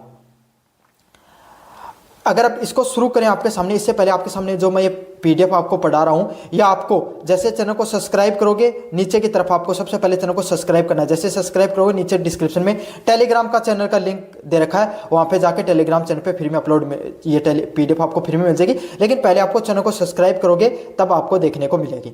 साथ के साथ आपको क्या करना है, जो प्लेलिस्ट का लिंक है वो डिस्क्रिप्शन में दे रहा हूँ, प्लेलिस्ट वाले लिंक पे क्लिक करके अन्य वीडियो भी आप साथ के साथ देख सकते हो। और यहाँ पर जो कोने में व्यू प्रोडक्ट वाला ऑप्शन है और शॉप वाला ऑप्शन है, इस पर क्लिक करके अगर फ्लिपकार्ट मंत्रा से कोई प्रोडक्ट खरीदोगे सबसे ज़्यादा डिस्काउंट देखने को मिलेगा। जो प्रोडक्ट टैग कर रखा है इसके अलावा भी और कोई प्रोडक्ट है वो खरीद सकते हो अगर आप खरीदना चाहते हो तो। चलो शुरू करते हैं। आपके सामने गुप्त काल आपके सामने लगभग 320वीं ईस्वी से लेकर 550वीं ईस्वी को भारतीय इतिहास का स्वर्णिम युग माना जाता है। अगर अपन बात करें भारतीय इतिहास की तो आपके सामने गुप्त काल है वो लगभग 320वीं ईस्वी से लेकर 550 ईस्वी तक आपके सामने दिखाई पड़ता है। और इसको भारतीय इतिहास के स्वर्णिम युग के रूप में जाना जाता है। क्यों? इस दौरान भारतीय साहित्य और विज्ञान है उसमें बहुत ज्यादा प्रगति देखने को मिली थी, जिसने भारतीय जो सभ्यता उसको एक नई ऊंचाइयों तक पहुंचाने का कार्य किया था। मतलब गुप्त काल है, अगर गुप्त काल की बात करें इसको भारतीय साहित्य का स्वर्णिम काल इसीलिए कहा जाता है क्योंकि इसमें जो भारतीय कला है, साहित्य और विज्ञान है उसमें बहुत ज्यादा प्रगति देखने को मिली थी। इसने भारतीय सभ्यता है उसको एक नई दिशाओं तक, नई ऊंचाइयों तक पहुंचाने का क्या किया था, कार्य किया था। पहले वाला पॉइंट है इसमें कला, साहित्य तथा विज्ञान में प्रगति। किस किस में प्रगति देखने को मिलती है? कला साहित्य में जो प्रगति है वो देखने को मिलती है। पहला पॉइंट है मंदिर निर्माण। गुप्त काल में स्वतंत्र रूप से विकसित मंदिर स्थापत्य कला का उदय हुआ। मतलब किस किस प्रकार की कला का उदय हुआ इसमें?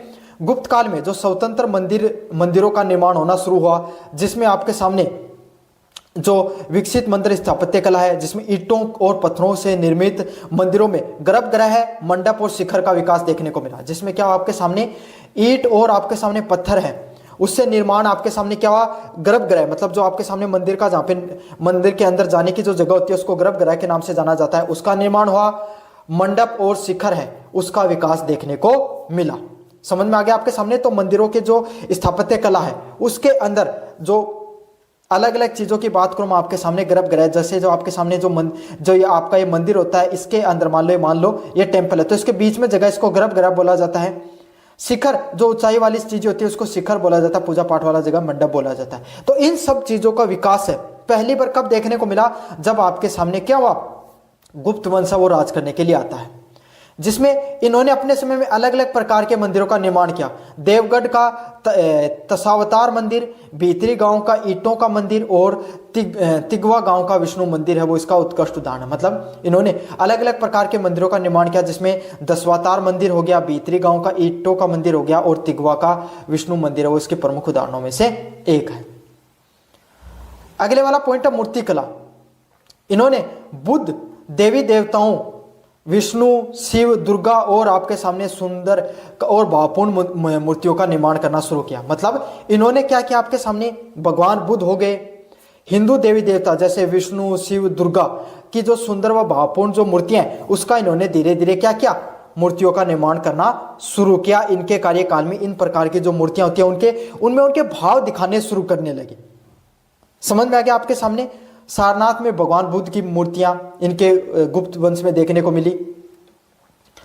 मथुरा की जो आपके सामने बुद्ध प्रतिमा देखने को मिली और साथ के साथ सुल्तानगंज है जगह है, वहां पर कांसे की बुद्ध प्रतिमा व उदयगिरी की वराह प्रतिमा और गुप्तकालीन मूर्तियों की श्रेष्ठ उदाहरण है। तो अलग अलग मूर्तियों की बात करें तो जो सारनाथ है जो आपके सामने, जहाँ पर भगवान बुद्ध की प्रमुख मूर्तियां देखने को मिलती हैं। मथुरा में इन्होंने भगवान बुद्ध की मूर्तियां लगवाई और आपके सामने सुल्तानगंज वहां पे कांसे की बुद्ध की मूर्तियां देखने को मिलती हैं। तो अलग अलग प्रकार की जो सिर्फ हिंदू देवी देवताओं के नहीं, इन्होंने भगवान विष्णु, शिव, दुर्गा की जो मूर्तियां उसमें मानवीय भावनाओं को जोड़ने का प्रयास किया। जैसे माता काली है तो उनका जो मूर्ति है उसमें क्रोध नजर आएगा आपको। दुर्गा माता उनके जो आपके सामने भगवान राम है तो उनका जो शरीर उसमें तेज ओजस्व नजर आएगा। आपके सामने भगवान श्री कृष्ण है, उनकी चेहरे पे आपको थोड़ा मधुरमय भाव दिखाई देता है। तो इस प्रकार के जो भाव है वो अलग अलग प्रकार के देवी देवताओं की मूर्तियों में सबसे पहले कब दिखाई पड़े आपके सामने, किसकी कार्यकाल में दिखाई पड़े? गुप्त वंश के कार्यकाल में दिखाई पड़े। अगले वाला पॉइंट आपके सामने चित्रकला। अगले वाला पॉइंट क्या आपके सामने? चित्रकला। अजंता की गुफाएं हैं। अजंता की गुफा 16, 17 व 19 और बाघ की गुफाएं और भित्ति चित्र इस कला का कलात्मक उत्कृष्ट का परिणाम है। मतलब अजंता की गुफाएं हैं 16, 17, 19 और बाघ की गुफाएं और भित्ति चित्रकला वो इस कला की क्या है? सबसे कलात्मक जो उत्कृष्ट का परिणाम है, जिससे मानवीय भावनाओं और जीवन के दर्शन को सजीव रूप से दिखाया गया। मतलब जो अजंता की गुफाएं 16, 17 व 19 व बाघ की गुफाएं हैं उसमें क्या आपके सामने ये जो चित्रकला की गई वो भी कब की गई? आपके सामने गुप्त काल में की गई। और गुप्त काल की विशेषता यही है कि इनके जो चित्रों का निर्माण हुआ उसमें मानवीय भावनाएं देखने को मिलती हैं और जीवन के जो सजीव चित्र हैं वो देखने को मिलते हैं। समझ में आ गया आपको विस्तार से? साहित्य की बात करें, किस प्रकार के साहित्य की रचना हुई? संस्कृत साहित्य का स्वर्णिम युग। गुप्त काल के समय आपके सामने जो संस्कृत साहित्य है उसका स्वर्णिम युग माना जाता है। क्यों? क्योंकि गुप्त काल में जो संस्कृत साहित्य है उसको क्या किया गया? उसको विस्तार से उसका विस्तार देखने को मिला। उसमें कालिदास जैसे प्रमुख कवि हैं जिनको पूरी सिर्फ भारत में नहीं बल्कि पूरी दुनिया के अंदर एक बहुत महान कवि के रूप में, लेखक के रूप में जाना जाता है। उनको अपने कार्यकाल में संरक्षण देने का गुप्त वंश के सम्राटों ने कार्य किया, जिसमें इन्होंने अभिज्ञान शकुंतलम, मेघदूत, रघुवंशम और कुमार संभवम जैसी जो प्रमुख आपके सामने क्या है प्रमुख जो लेख है या प्रमुख साहित्य वो किसके द्वारा रचना की गई? कालिदास के द्वारा की गई। तो इन सभी आपके सामने रचनाओं के नाम याद कर लो और फिर आपके सामने इनको क्या करना? आपको लिख देना है जैसे प्रश्न आए तब। इस काल के सबसे महान कवि और नाटककार के रूप में जाना जाता है। इनको किस रूप में जाना जाता है? सबसे महान कवि और नाटककार के रूप में किसको जाना जाता है? कालिदास को जाना जाता है। अन्य लेखकों की बात करें आपके सामने तो विशाखा दत्त, मुद्रा राक्षस उनके द्वारा लिखी गई, देवी चंद्रपुरम, शूद्रक जिसमें मर्छक कटिकम, दंडी जो देश जिनके द्वारा देश कुमार चरित्र जैसे आपके सामने प्रमुख लिखे गए। तो इसमें अगर आप याद करना चाहो ना तो विशाखा दत्त को याद कर लेना और शूद्रक को याद कर लेना। बाकी और संस्कृत के साहित्यकारों को ज्यादा याद करने की जरूरत नहीं क्योंकि इतना नाम आपको याद नहीं होगा। कालिदास को जरूर से याद कर लेना, कालिदास के प्रमुख साहित्य कृतियों को भी याद कर लेना। कंपटीशन में भी देखने को मिलते हैं और यहाँ पर भी अगर आप लिख के आओगे तो आपके और ज्यादा नंबर देखने को मिलेंगे। पुराणों का संकलन की बात करें, इस काल में कई प्रकार के पुराण ये तो संस्कृत में जो अन्य साहित्यकार हैं उनके द्वारा रचना की गई, जैसे कालिदास हो गए, विशाखा दत्त हो गए, शूद्रक हो गए।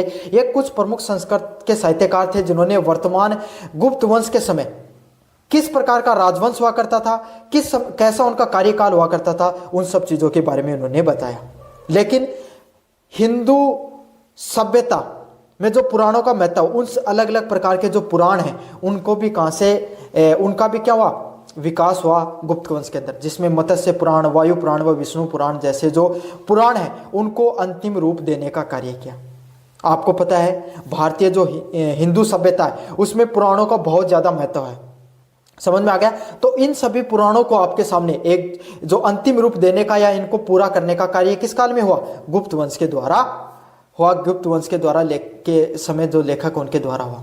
नीति कथाओं की बात करें, पंचतंत्र, हितोपदेश जैसी नीति कथाएं लिखी गई जिससे विश्व साहित्य पर गहरा प्रभाव पड़ा। मतलब पंचतंत्र और हितोपदेश जैसी जो प्रमुख नीति कथाएं वो लिखी गई और विश्व इतिहास है उस पर सबसे ज्यादा प्रभाव देखने को मिला। पंचतंत्र के अंदर जो कविताएं हैं, जो कहानियां हैं वो आज भी पूरी दुनिया के अंदर बहुत ज्यादा पॉपुलर है।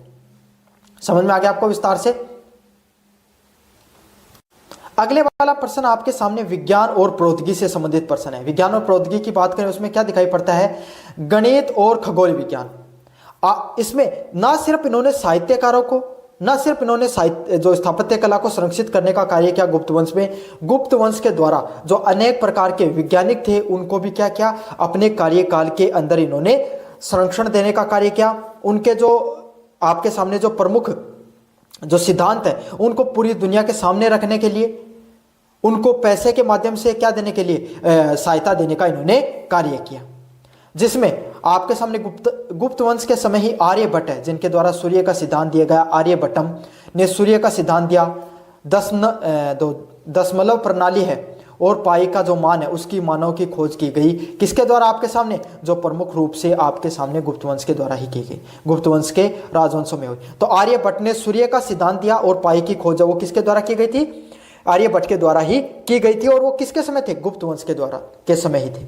इन्होंने यह भी बताया आर्यभट्ट ने कि पृथ्वी अपनी दूरी पर घूमती है और सूर्य केंद्रित है। मतलब सूर्य पहले क्या माना जाता था कि आपके सामने सूर्य है ना पृथ्वी के चारों ओर चक्कर लगाता है, लेकिन बाद में आर्यभट्ट और अन्य कुछ जो साइंटिस्टों ने यह बताया, वैज्ञानिकों ने यह बताया कि सूर्य केंद्र में है और पृथ्वी उसके आसपास चक्कर लगाती है। समझ में आ गया? अन्य प्रकार के आपके सामने जो प्रमुख साहित्यकारों की बात करें तो उसमें कौन है? वराह मिहिर प्रमुख साहित्यकार हैं, जिन्होंने बृहत संहिता लिखी, पंच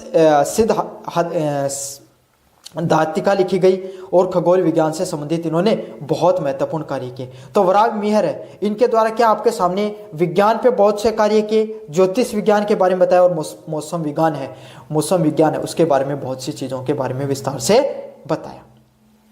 तो वराह मिहिर आपके सामने जिन्होंने आपके सामने बृहत संहिता लिखी, पंच सिद्धातिका लिखी गई, इसमें खगोल विज्ञान के बारे में, ज्योतिष विज्ञान के बारे में विस्तार से बताया गया। ब्रह्मगुप्त है, उनके द्वारा गुरुत्वाकर्षण का जो नियम है उसका भी प्रारंभिक रूप से विचार किया गया। ब्रह्मगुप्त ने गुरुत्वाकर्षण नियम है उसके बारे में जो स्टार्टिंग के रूप में कि कहीं ना कहीं आपके सामने पृथ्वी है वो सूर्य के जो चारों तरफ चक्कर इसीलिए लगाती है, कहीं ना कोई बल कार्य करता है और बाद में उसी बल को गुरुत्वाकर्षण बल के रूप में जाना गया। ये किसने कही यह बात? आपके सामने ब्रह्मगुप्त के द्वारा ये बात कही गई। समझ में आ गया आपको विस्तार से? अगले वाला पॉइंट है धातु विज्ञान। दिल्ली के लो स्तंभ है आपके सामने, वो किस चंद्रगुप्त द्वितीय है उसके द्वारा जो दिल्ली का जो लो स्तंभ है उसका निर्माण कराया गया। मतलब चंद्रगुप्त द्वितीय ने क्या किया? आपके सामने दिल्ली के अंदर जो लो स्तंभ है उसके निर्माण कराने का कार्य किया, जिससे क्या गुप्त कालीन जो धातु विज्ञान है वो उत्कृष्ट कला है उस समय पैदा होती है। जो 1600 ईस्वी से अधिक समय तक अभी तक उस पर जंग नहीं लगा। तो दिल्ली के अंदर जो आपके सामने दिल्ली टोपरा है वहाँ पे आपके सामने जो दिल्ली का लो स्तंभ दिखाई पड़ता है। अब देखो लोहे से बनी चीज़ें उसको जंग लग जाती है, लेकिन देखो गुप्त कालीन काल में इस प्रकार के धातु विज्ञान उन्होंने इस प्रकार से उसको क्रिस्टलाइज किया, इस प्रकार से उस पर जंग रोधी कोई जो आपके सामने कोई विधि लगाई, जिससे आज 1600 वर्ष हो गए लेकिन अभी तक उस पर क्या नहीं लगा? जंग अभी तक नहीं लगा है। अगले वाला पॉइंट है चिकित्सा विज्ञान। चरक संहिता व सुश्रुत संहिता संभवतः है आपके सामने पहले के ग्रंथों के संकलन और विस्तार था। मतलब चरक संहिता और जो सुश्रुत संहिता है वो आपके सामने सबसे पहले जो धार्मिक ग्रंथ है उसमें से ग्रंथों में से देखने को मिलते हैं, जिसमें चिकित्सा विज्ञान व शल्य चिकित्सा के बारे में आपको विस्तार से पता चलता है। समझ में आ गया? तो चिकित्सा विज्ञान पे इन्होंने कार्य किया, धातु विज्ञान पे इन्होंने कार्य किया, साथ के साथ मौसम विज्ञान, आर्यभट्ट जैसे वैज्ञानिक इनके कार्यकाल में गुप्त काल वंश में देखने को मिले। इसीलिए क्या कहा जाता है? आपको स्वर्णीय युग कहा जाता है। यह तो था आपके सामने गुप्त वंश से संबंधित। अगर आपके सामने विज्ञान की प्रगति से संबंधित प्रश्न आ जाए तो यह करना है। अब आपको इसको स्वर्णीय युग क्यों कहा जाता है इसके ऊपर अपन विस्तार से पढ़ेंगे। गुप्त वंश को स्वर्णिम युग इसलिए कहा जाता है क्योंकि पहला पॉइंट है इसके अंदर आपको लिखना है समग्र विकास, कला, साहित्य, सामाजिक, दर्शन, धर्म व प्रशासन जैसे सभी क्षेत्रों में अभूतपूर्व है जो इसमें उन्नति देखने को मिली। मतलब जो गुप्त वंश है इसके समय कला का बहुत ज्यादा विकास हुआ, साहित्य का बहुत ज्यादा विकास हुआ, विज्ञान व धर्म दर्शन व धर्म और प्रशासन जैसी चीजें उसमें बहुत ज्यादा व्यापक स्तर पे क्या हुआ, बहुत ज्यादा आपके सामने विकास होता दिखाई पड़ता है। तो बहुत ज्यादा इसमें विकास होता दिखाई पड़ा गुप्त काल के अंदर। अगले वाला पॉइंट आपके सामने स्थिरता और शांति। एक शक्तिशाली और सुदृढ़ केंद्रीय प्रशासन ने लगभग 2 शताब्दियों तक राजनीतिक स्थिरता व शांति प्रदान की, जिससे रचनात्मक गतिविधियां उसको प्रोत्साहन मिला। मतलब गुप्त वंश के समय क्या आपके सामने एक शक्तिशाली और सुदृढ़ केंद्रीय प्रशासन ने लगभग क्या 2 शताब्दियों तक आपके सामने 200 वर्षों तक लगभग क्या कार्य राज करते रहे भारत के ऊपर। अब कोई राजवंश 200 वर्षों तक लगातार स्थिर रूप से, जिसमें लगातार एक नहीं 3 से 4 5 से 6 लगातार आपके सामने शक्तिशाली राजा आए जिन्होंने पूरे भारत पर क्या किया, राज किया। समझ में आ गया आपके सामने, समुद्रगुप्त वो इन्हीं के कार्यकाल में आए हैं जिन्होंने अखंड भारत पे पहली बार राज करने का कार्य किया था, दक्षिण भारत को भी उन्होंने जीता था। तो इसीलिए क्या इन्होंने सिर्फ साहित्य को संरक्षण देने का कार्य नहीं किया, बल्कि इनके कार्यकाल में स्थिरता और शांति भी बहुत ज्यादा देखने को मिलती थी। क्यों? क्योंकि लगातार इनके कार्यकाल में एक से बढ़कर एक महान राजा देखने को मिले थे। अगले वाला पॉइंट आपके सामने आर्थिक समृद्धि। आंतरिक व बाहरी व्यापार का विकास से आर्थिक समृद्धि आई, जिसने कला व संस्कृति को पोषण देने में मदद की। मतलब क्या देखने को मिला आपके सामने, जो आंतरिक व बाहरी व्यापार उसमें बहुत ज्यादा वृद्धि देखने को मिली। कैसे? क्यों? क्योंकि आपके सामने जो अलग पूरे भारत पे इन्होंने क्या किया था, राज किया था। तो अलग अलग राज्यों पर इनका क्या हुआ, नियंत्रण हो गया। किसी प्रकार का कोई राजा वो विद्रोह नहीं करता था, तो व्यापार बहुत विस्तारित रूप से चलता था। न्याय प्रणाली बहुत ज्यादा सुदृढ़ थी, कला व संस्कृति भी बहुत ज्यादा बढ़ रही थी। और उस समय आपके सामने किस प्रकार की व्यवस्था देखने को मिलती थी, अलग अलग प्रकार के जो यहाँ पर गुप्त राजवंश के समय जब लोग घूमने के लिए आए आपके सामने, तो उन्होंने ये कहा कि जब हम गलियों से गुजरे तो कोई एक चोरी की घटना हमारे साथ कभी नहीं हुई। लोग अपना सामान है वो घरों में खुले छोड़ दिया करते थे आपके सामने। हम ना कोई चोरी डकैती जैसी चीजें गुप्त वंश के अंदर बिल्कुल भी देखने को नहीं मिलती थी। ऐसा इसीलिए हो पाया क्योंकि बहुत ही सुदृढ़ मजबूत आपके सामने राजवंश है वो राज किया करता था, गुप्त राजवंश है वो यहां पर राज करता था। अगले वाला पॉइंट है संस्कृति का प्रभाव। भारतीय संस्कृति, कला व धर्म, विशेषकर बौद्ध धर्म को दक्षिण पूर्वी एशिया तक इन्होंने प्रचार प्रसारित करने का कार्य किया। मतलब इनके द्वारा क्या आपके सामने जो बौद्ध धर्म है जो गुप्त वंश है, इसके द्वारा क्या किया गया, भारतीय संस्कृति, कला व धर्म को, खास करके बौद्ध धर्म है, इसको पूरी दुनिया में इन्होंने क्या किया, फैलाने का कार्य किया, जिससे दक्षिणी पूर्वी एशिया तक प्रचार प्रसार है वो देखने को मिलता है। बौद्ध धर्म का हर जगह अलग अलग जगह प्रचार प्रसार देखने को मिलता है। कैसे देखने को मिला? क्योंकि इन्होंने क्या किया, भारतीय संस्कृति, कला व धर्म को अलग अलग जगह पर प्रचारित व प्रसारित करने का काम किया था। अगला वाला पॉइंट है ज्ञान का सर्वसर्धन।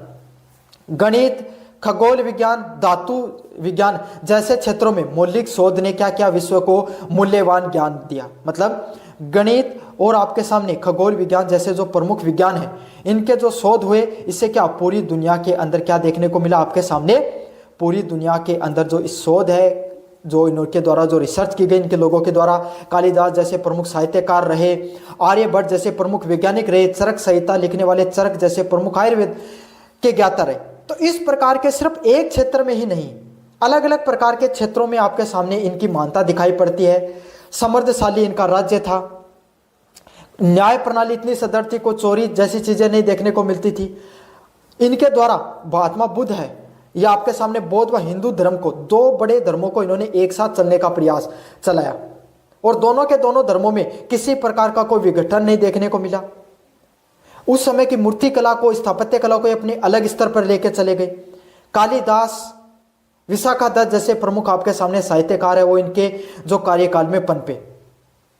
तो इससे यह पता चलता आपके सामने कि इनका कार्यकाल है वो सिर्फ विस्तारवादी नीति पर ही काम नहीं करता था। अच्छा, साहित्य ने इनके समय चंद्रगुप्त द्वितीय और आपके सामने समुद्रगुप्त जैसे प्रमुख राजा हुए, जिनको भारत के नेपोलियन के नाम से भी जाना जाता है। तो ऐसा इसीलिए हो पाया क्योंकि इनका कार्यकाल में एक से बढ़कर एक समर्थशाली राजा निकल कर आए, और वो एक सर्वांगीण विकास करने का उन्होंने संपूर्ण जो अपना साम्राज्य उसका सर्वांगीण विकास किया। इसीलिए इनका जो साम्राज्य, इसको किस नाम से जाना जाता है, भारत के स्वर्णिम युग के नाम से जाना जाता है।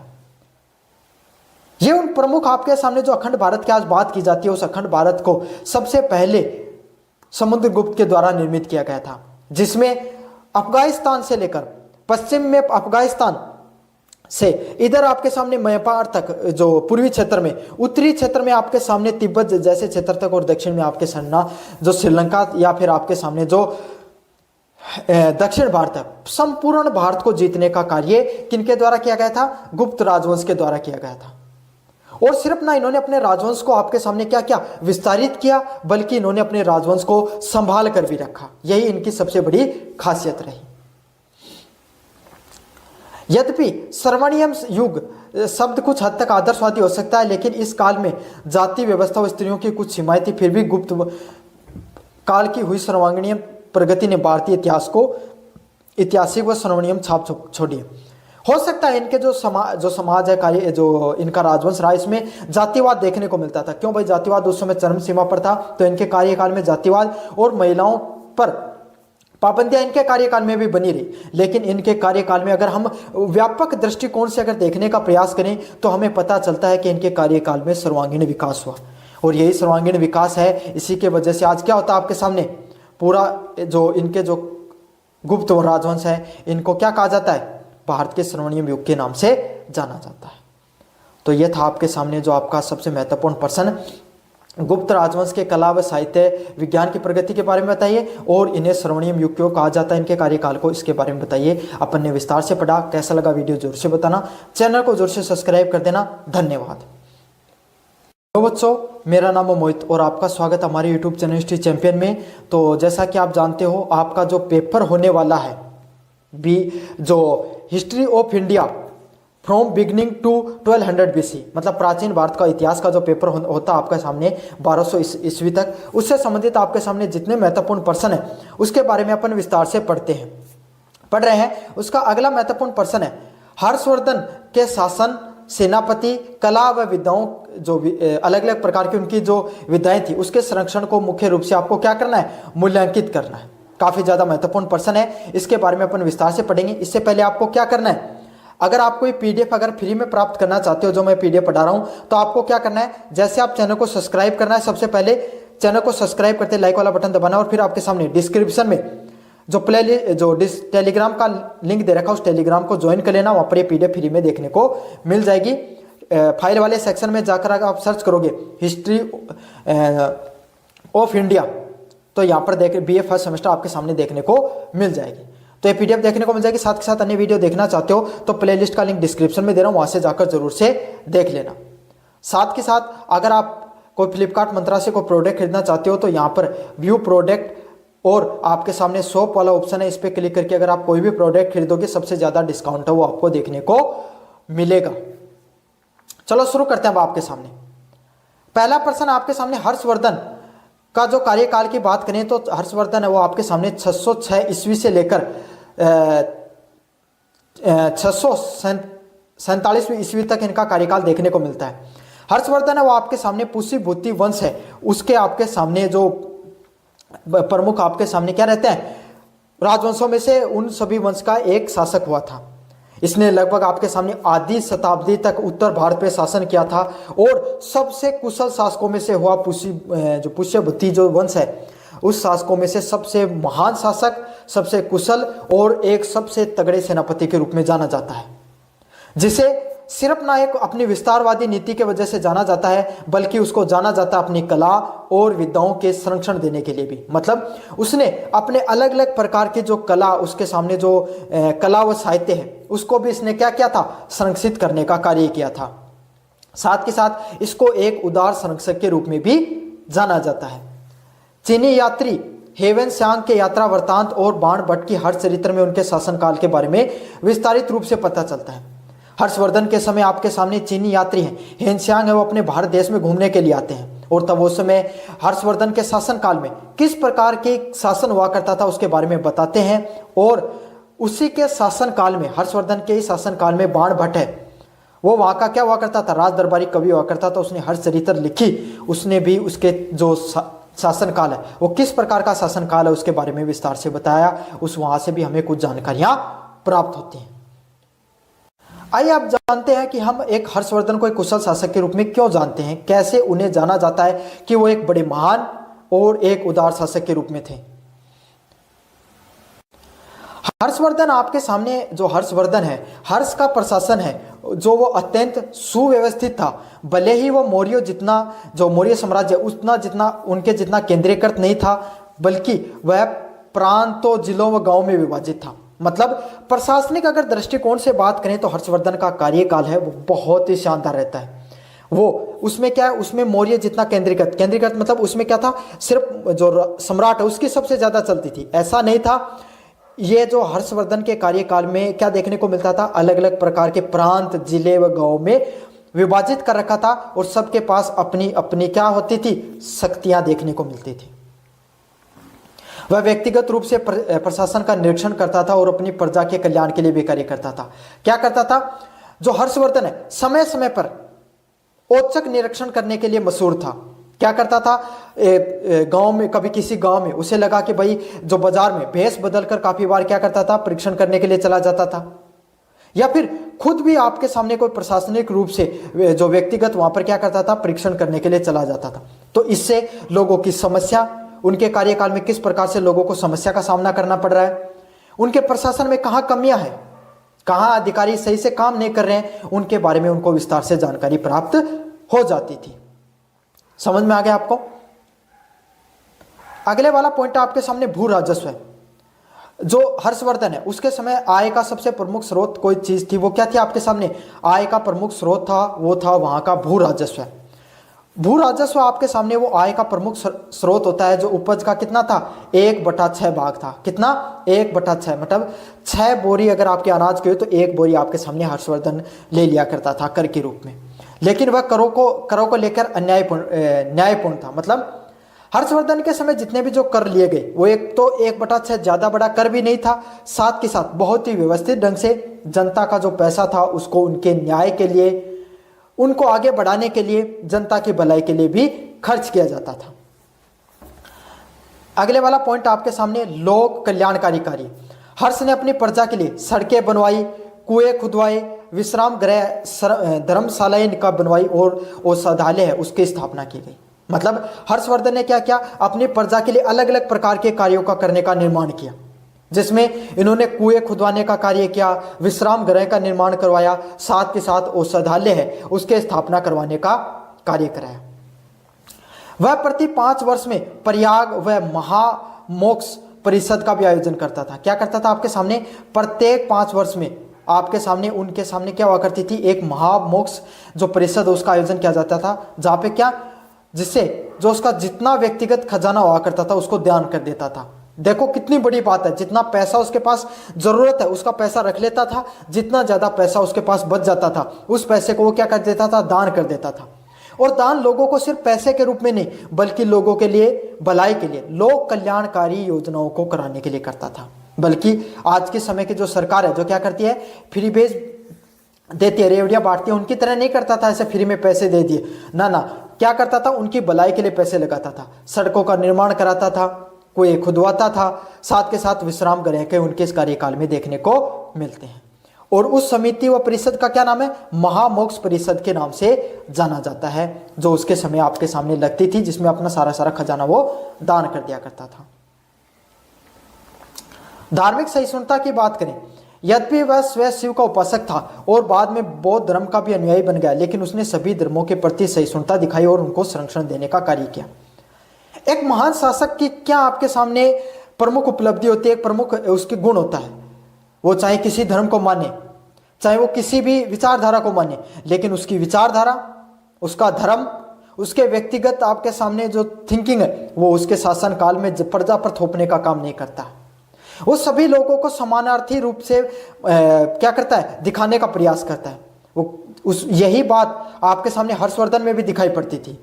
वो खुद एक शिव का बहुत बड़ा उपासक था, लेकिन उसके बावजूद वो बौद्ध धर्म को भी का बाद में जाकर अनुयायी भी बना, और साथ के साथ अन्य धर्म उसके समय, जैन धर्म, बौद्ध धर्म, हिंदू धर्म और अन्य प्रकार के जो धर्म है उनको उसने क्या किया, संरक्षण देने का कार्य किया और सभी के प्रति सहानुभूति दिखाई और सहिष्णुता दिखाने का प्रयास किया। सभी लोगों को अपने धर्म मानने के लिए प्रेरित किया, सभी धर्मों को आगे बढ़ाने के लिए इन्होंने क्या किया, प्रयासरत रहे। यह तो थी आपके सामने जो कुशल शासक के रूप में उसके क्या क्या कार्य थे। तो प्रशासनिक व्यवस्था बढ़िया थी, राजस्व व्यवस्था बहुत बढ़िया करता था, लोक कल्याणकारी कार्य किए और धार्मिक सहिष्णुता उसके कार्यकाल में देखने को मिली। अगले वाला पॉइंट आपके सामने, हर्षवर्धन को एक दुर्जन सेनापति के रूप में कैसे जाना जाता है, कैसे माना जाता है भाई। हर्षवर्धन ने अपने भाई राज्यवर्धन की मृत्यु के बाद में थानेश्वर व कन्नौज का जो शासन है वो संभाला। कैसे संभाला भाई, उसके जो राज्यवर्धन उसके भाई को क्या हो जाती है, मृत्यु हो जाती है, और उसके बाद में वो है शासन काल है, वो संभालता है थानेश्वर व कन्नौज जैसी जगह है जो यूपी में कन्नौज है वहाँ पर। उसने अपने सैन्य कौशल और विशाल साम्राज्य का निर्माण किया, पंजाब से बंगाल तक और हिमालय से नर्मदा तक फैलाया। मतलब प्रमुख उन्होंने उत्तर भारत में अपना संपूर्ण राज्य फैलाया हर्षवर्धन के द्वारा। समझ में आ गया। उसने आपके सामने उसका शासन काल बहुत बड़ा था, पंजाब से लेकर बंगाल तक और हिमालय से लेकर नर्मदा तक संपूर्ण उत्तर भारत में आपके सामने हर्षवर्धन ने क्या किया था, राज किया था। अगले वाला पॉइंट आपके सामने युद्ध कौशल। वह शशांक गौड़ शासन को पराजित किया तथा वल्लभी के ध्रुव भट्ट से मित्रता स्थापित की। उसने क्या किया, शशांक जो गौड़ शासक है उसको पराजित करने का कार्य किया गया उसके द्वारा। समझ में आ गया। और वल्लभी के जो ध्रुव भट्ट हैं उसके साथ इन्होंने मित्रता की। तो दोनों प्रकार के इन्होंने कार्य किए। जिन राजाओं को के साथ उसको लगता था कि संधि करने में फायदा है, उसके साथ वल्लभी के ध्रुव भट्ट जैसे जो राजा है जिनके साथ उसको लगा कि मुझे मित्रता करनी चाहिए, उसके साथ इन्होंने मित्रता की। और जिन लोगों के साथ लगा कि उनको विखंडित करके, उनको जीत कर, उनको पराजित करके उसको फायदा है, शशांक जो नाम का जो राजा गौड़ राजवंश का राजा हुआ करता था उसको हराया भी। तो उसने सभी प्रकार की नीतियों का हर्षवर्धन ने उपयोग किया। उन्होंने लोगों को हराया भी, राजवंशों को, उन्होंने उनके साथ संधि भी की। वो सिर्फ विस्तारवादी नीति में सिर्फ युद्ध को ही नहीं बल्कि संधि को भी मानता था। उसने कन्नौज को अपनी राजधानी बनाया और एक शक्तिशाली राजनीतिक केंद्र के रूप में भी विकसित किया। हर्षवर्धन के द्वारा उसकी राजधानी क्या बनी, हर्षवर्धन की कन्नौज है वो आपके सामने हर्षवर्धन की राजधानी बनती है, और कन्नौज को वो क्या बनाता है, एक शक्तिशाली केंद्र के रूप में भी विकसित करता है। समझ में आ गया आपके सामने। पुलकेशिन द्वितीय से पराजय। हालांकि वह एक सफल सेनापति था, लेकिन उसे चालुक्य वंश के पुलकेशिन द्वितीय ने नर्मदा तट पर पराजित का सामना करने पड़ा, जिससे उसे दक्षिण विजय पर के अभियान को रोक लिया। एक हर्षवर्धन की सिर्फ जीवन में आपके सामने माने तो उसकी वो उत्तर भारत तक, अब आपका सवाल आएगा सर उसका उत्तर भारत में तो सारा का सारा जो साम्राज्य था, लेकिन उसने दक्षिण भारत पर क्यों नहीं गया वो, क्योंकि चालुक्य राजवंश पे उसने आक्रमण करता है। और पुलकेशिन द्वितीय से जब उसका जो विंध्याचल पर्वत के किनारे जो आपके सामने नर्मदा नदी पर उसका क्या होता है, युद्ध देखने को मिलता है, और जहां पर चालुक्य राजवंश के पुलकेशिन द्वितीय वो उसको क्या कर देता है, हरा देता है। और यहीं पर उसका जो दक्षिण का जो आपके सामने जो अभियान है वो यहीं पर क्या हो जाता है, रुक जाता है। आगे दक्षिण की तरफ वो पुलकेशिन द्वितीय को उसको बढ़ने से वहीं पर रोक देता है, और यहीं उसकी क्या हो जाती है, सैन्य सीमाएं हैं वो यहां पर उसकी हार के साथ कम हो जाती है। अगले वाला पॉइंट आपके सामने सुसंगठित सेनाएं। उसके पास एक बहुत बड़ी विशाल सुसंगठित सेना थी, जिसने पैदल सेना व घुड़सवार सेना व गज सेना शामिल थी। अगर अपन विस्तार से समझने का प्रयास करें तो हर्षवर्धन के पास एक बहुत बड़ी सेना देखने को मिलती थी, जिसमें अलग अलग प्रकार के पैदल लोग भी चलते थे, घुड़सवार भी थे, और गज हाथियों की सेना भी देखने को मिलती थी।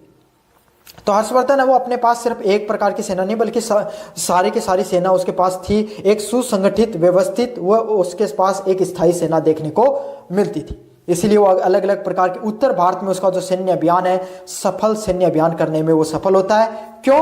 क्योंकि सभी प्रकार की सेना का सम्मिश्रण उसमें देखने को मिलता है। पैदल चलने वाले सैनिक आगे चलते थे, फिर घुड़सवार और फिर गज सेना वो आपके सामने चलती थी। तो इस प्रकार से उसकी सेना का स्ट्रक्चर हुआ करता था। समझ में आ गया आपके सामने कैसे एक सेनापति के रूप में उसने कार्य किया, उसके बारे में भी मैंने विस्तार से बताया।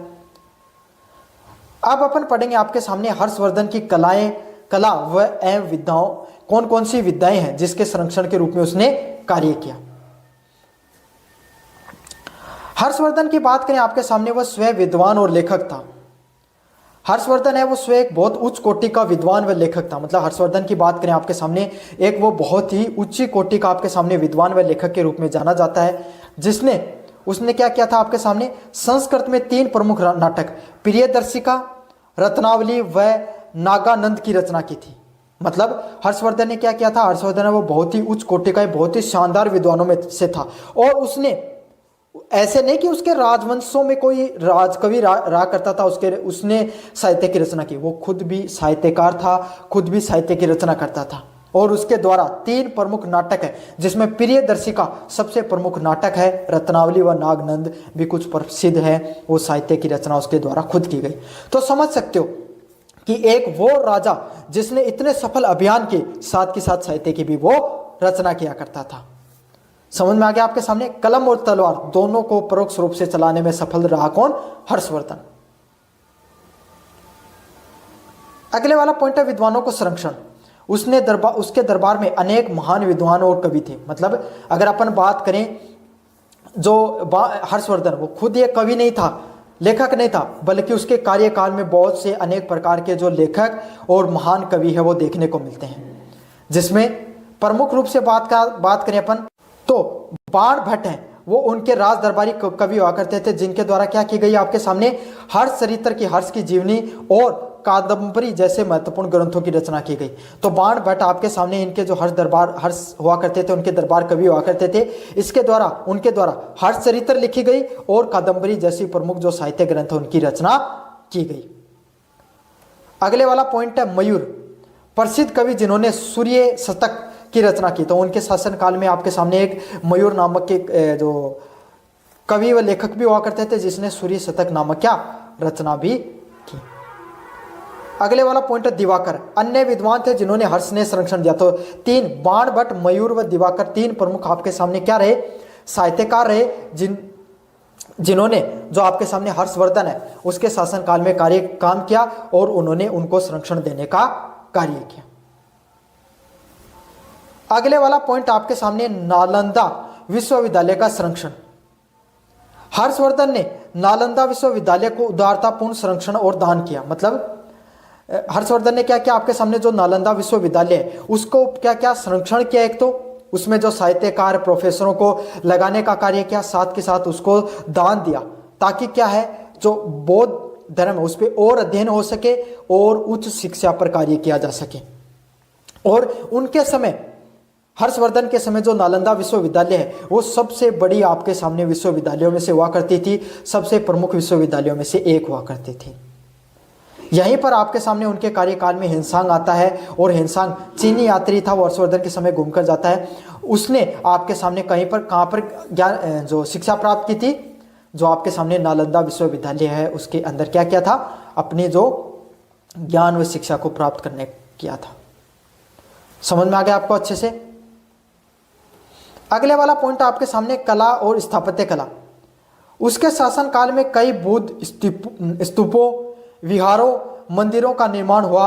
यद्यपि इस क्षेत्र में गुप्त काल जैसी भव्यता नहीं थी। मतलब इनके काल में आपके सामने बहुत सारे बुद्ध स्तूपों का भी निर्माण हुआ, विहारों व मंदिरों का निर्माण हुआ, लेकिन इनकी स्थापत्य कला में जो गुप्त काल है उसमें भाई गंधार व मथुरा कला है वो क्या रहती है, उनका क्या उत्कृष्ट कला जैसी कलाएं आपके सामने उनकी उत्पत्ति होती है। इस प्रकार की आपके सामने कोई नई कला नहीं देखने को मिली, नई शैली नहीं देखने को मिली, कोई अद्भुत आपके सामने कोई बहुत ज़्यादा अच्छे आपके सामने क्या आपके सामने जो विहार व मंदिरों का निर्माण तो नहीं हुआ, लेकिन थोड़े बहुत तो इनके द्वारा भी निर्माण किए गए।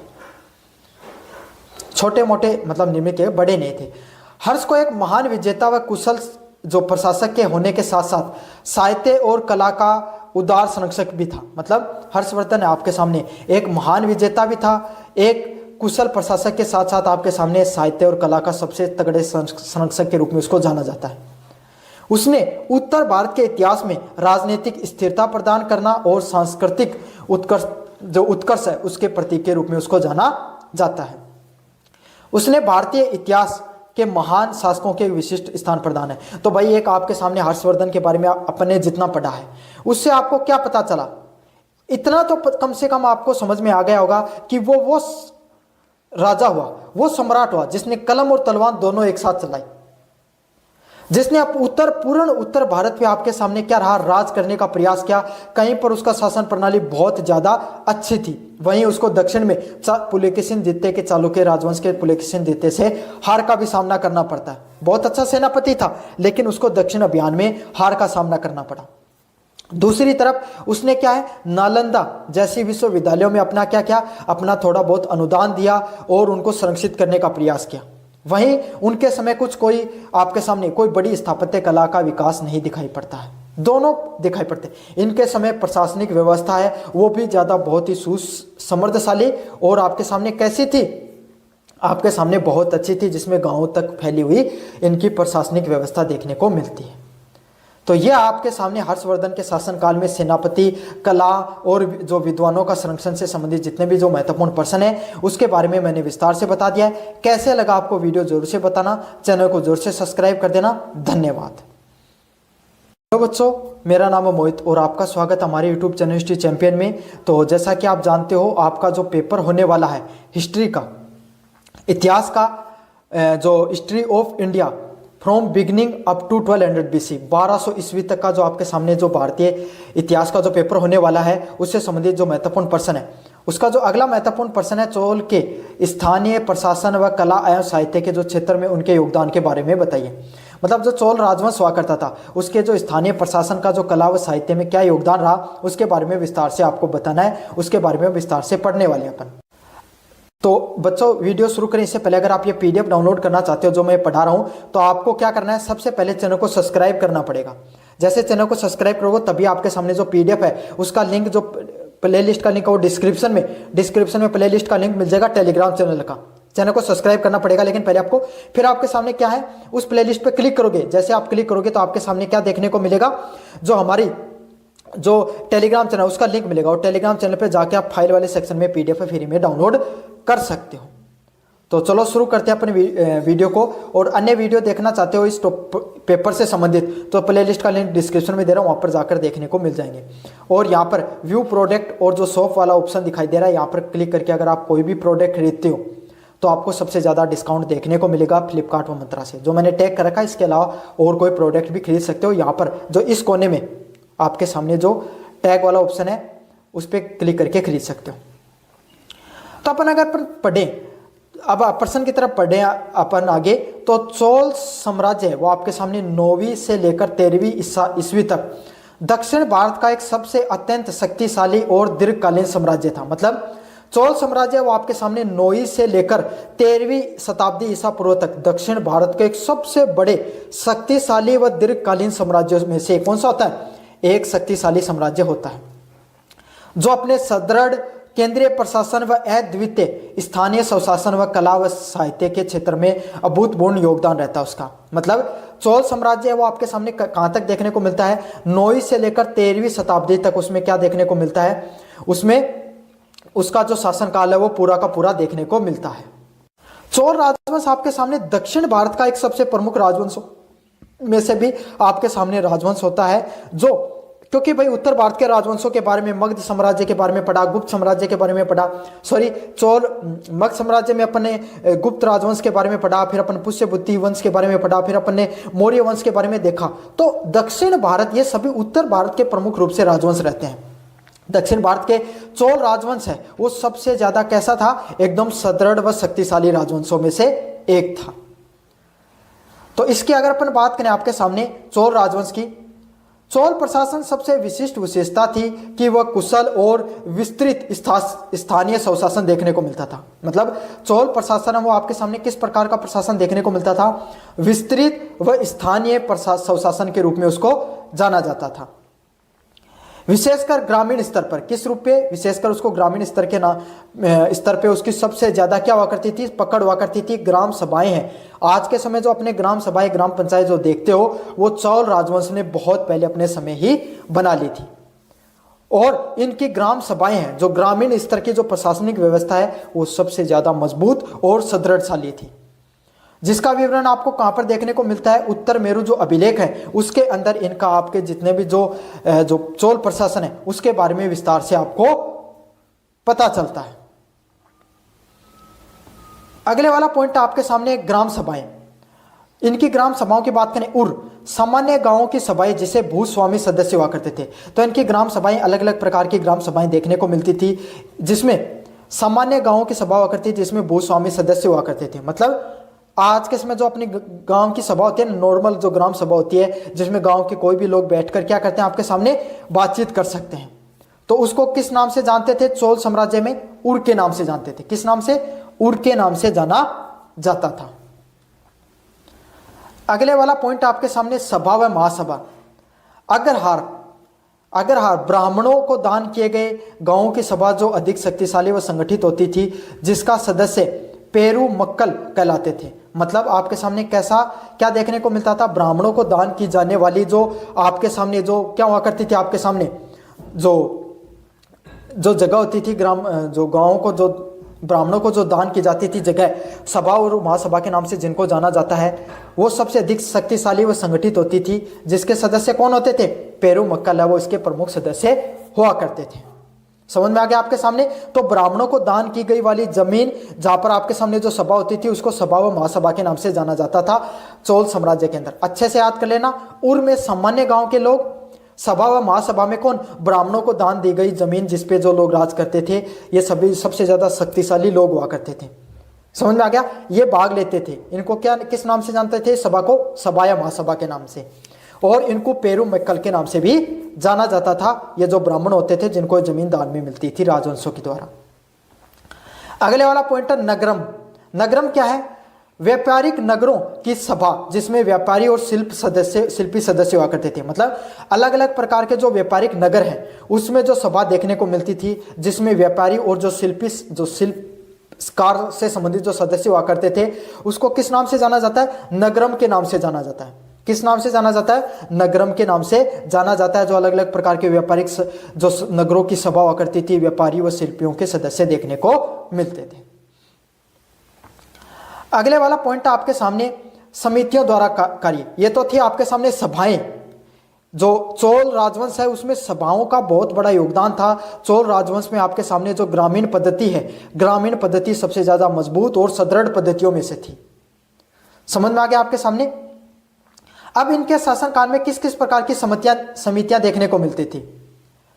प्रत्येक सभा के कई उप समितियां हुआ करती थी। मतलब जो अलग अलग प्रकार की जो सभाएं हुआ करती थी उसके नीचे कई उप समितियां भी देखने को मिलती थी जिन्हें वारियम के माध्यम से कार्य किया जाता था। वारियम क्या होता है आपके सामने, समितियों के बारे में बात करें तो पहली समिति हुआ करती थी चोल राजवंश में वारियम, वार्षिक समिति जो न्याय व प्रशासन करने का कार्य करती थी। कौन सी समिति, वारियम समिति, जो वार्षिक समिति के नाम से जाना जाता है, जो न्याय व प्रशासन को संभालने का कार्य करती है।